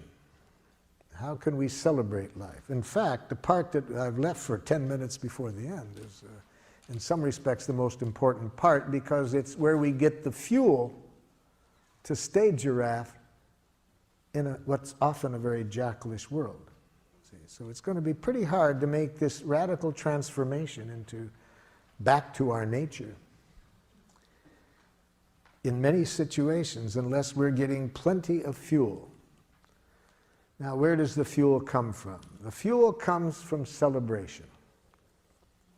And what kind of celebration? It comes from saying thank you in giraffe. So let's see now in the last minutes how we celebrate by saying thank you in giraffe, expressing gratitude in giraffe. And first, I'd like to remind you of how jackals say thank you. You did a good job on that paper. You are a very kind person. You're a good dancer. Can you see why that's jackal? Moralistic judgments. Positive moralistic judgments are equally as violent, in my estimation, as negative ones. Namely, they reinforce the idea that the negative exists. If I say you're a kind person, I'm implying there's such a thing as an unkind person. I'm also implying that I'm the judge that knows the difference. So no more praise or compliments, okay? No more praise or compliments. Especially when you intend them as a reward. That's the ultimate dehumanization, to use thank you as a reward. To say it for the purpose of trying to reinforce something, to get the person to continue doing it. It's like sending what goes on at dog obedience school? See? Punishment and reward, see? So giving a compliment or praise for the purpose of reinforcement is giving the dog something to eat to reinforce it for something. Well, people are not for that treatment. And it destroys the beauty of thank you. When people have to wonder, is this being said out of that energy? But it works. What does jackal? Studies in management indicate that if managers praise and compliment employees daily, production goes up. Studies in school show that if teachers praise and compliment students daily, they work harder. Jackal, take another look at the research. I think you'll see that that only works for a very short time, until people see the manipulation. And then it no longer works. And it destroys the beauty of thank you, because now you cannot even trust gratitude without wondering whether it's being used as a reinforcement, as a reward. Well, what about if I want to build up the other person's self-esteem? What's wrong with that? So, Jackal, you don't see the irony of that? What? If the other person can only like themselves when you compliment them, they have no self-esteem. You've just addicted them to your rewards. That they only feel good when you say something about them. They have no self-esteem. Okay. How does a giraffe say thank you? Or gratitude? First, there's three things that are involved in a giraffe expression of gratitude that give us energy to keep being a giraffe. See, the first thing in a giraffe expression of gratitude is we bring to this other person's attention concretely what they have done that has made life more wonderful for us. See, that's what we need to do daily. We need to bring our consciousness and attention to the power that each one of us has to make life more wonderful. Each of us is a powerhouse. We have words that have the power to contribute to making people's lives more wonderful. We have touch. We can touch people in ways that can make life more wonderful. We can provide services for people. We are powerhouses. The more we remember this, we'll not get caught up in any violent games. Why would we use our energy any way other than to make life wonderful when we remember that we have this power? So that's one thing we got to make clear in our expression of gratitude. Specifically what the person did, not some vague generality. For example, a woman in Geneva, Switzerland came up to me at the end of a workshop. Here's what she said to me. "You're brilliant." I said, "It doesn't help." She said, "What do you mean?" I said, "You know, ma'am, I have been called a lot of names in my life. Really, I have. Some positive and some far less than positive. And I can never recall learning anything valuable by somebody telling me what I am. I think there's zero information value in being told what you are. And great danger, you might believe it. And it's just as dangerous to believe that you're smart as that you're stupid. Both of them reduce you to a thing. You see, we're much more than either of those. But I can see in your eyes that you want to express some gratitude. Yes, and I want to receive it, but it doesn't help me to be told what I am. Well, what do you need to hear? What did I do to make life more wonderful for you? Well, you're so intelligent. No, it doesn't help. Doesn't help. What did I do? Oh, I got you. She opens up her notebook. She showed me 2 things that I had said that she had written down. She put a big star by them. See, that helps me now. Okay, that helps me to know that somehow my saying those 2 things made this person's life more wonderful. So that's the first thing we need to say in appreciation. We need to bring to the person's attention concretely what they did that made life more wonderful. Second, at the moment we're giving the gratitude, to say how we feel at that moment about the person having done that. So I said to this woman, could you tell me how you feel now as a result of my having said those 2 things? She said, hopeful and relieved. Oh, hopeful and relieved. That gives me much more than telling me what I am, that I'm brilliant. Just to know that somehow my saying those 2 things, now this person feels hopeful and relieved. Now when I hear the third thing, I'll be able to really enjoy this gratitude. I said, what need of yours was fulfilled by my saying what I did that leaves you feeling hopeful and relieved?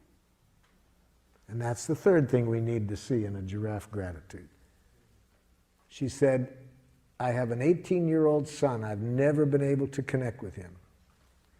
It's been very painful that we never can connect, and I have needed some direction to help me connect with him. Those 2 things you said met my need for some concrete direction. So had she expressed her gratitude in giraffe, she would have said, Marshall, when you said these 2 things, showed me what the 2 things were. It leaves me feeling hopeful and relieved. It meets a need of mine to connect with my son in a way that I want. Okay? That's how we say gratitude in giraffe, those 3 things. And it's also important how we receive gratitude. Let me show you how a jackal receives gratitude.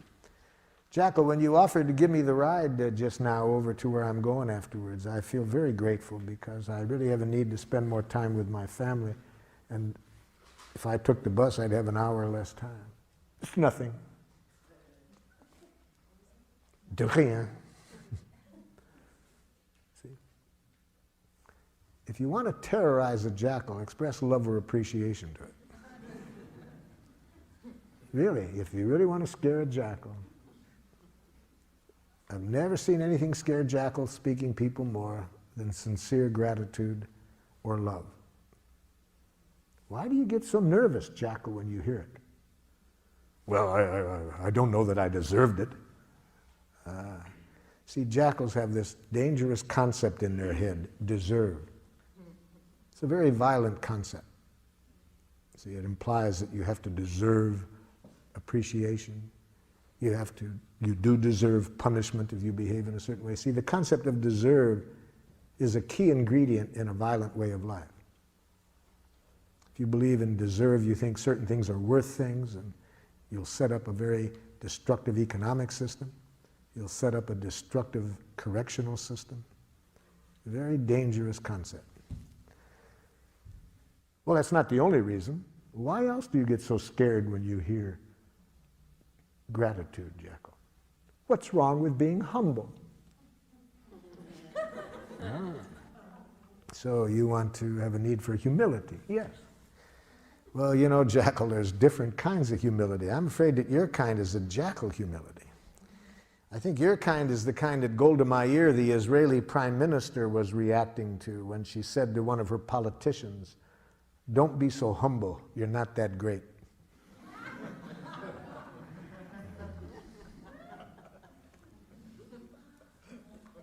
But the main reason that I believe that gratitude is so scary for many of us to receive is beautifully and poetically written in A Course in Miracles, where they say it's our light, not our darkness, that scares us the most. See, having been educated in this jackal way to hate ourselves, to think there's something wrong with us, it's a big jump to really see what I was saying, that we have enormous power to make life wonderful. And there's nothing we enjoy doing more than exercising that power. That's pretty, unfortunately, a pretty big jump for us to come to, but we can come to it. So that's how we say gratitude: observation, feeling in need, same literacy. Make sure it's coming from the heart to celebrate, and never to praise, compliment, reward. So any last comments or questions before our time runs out? I'm grateful for all your time and attention.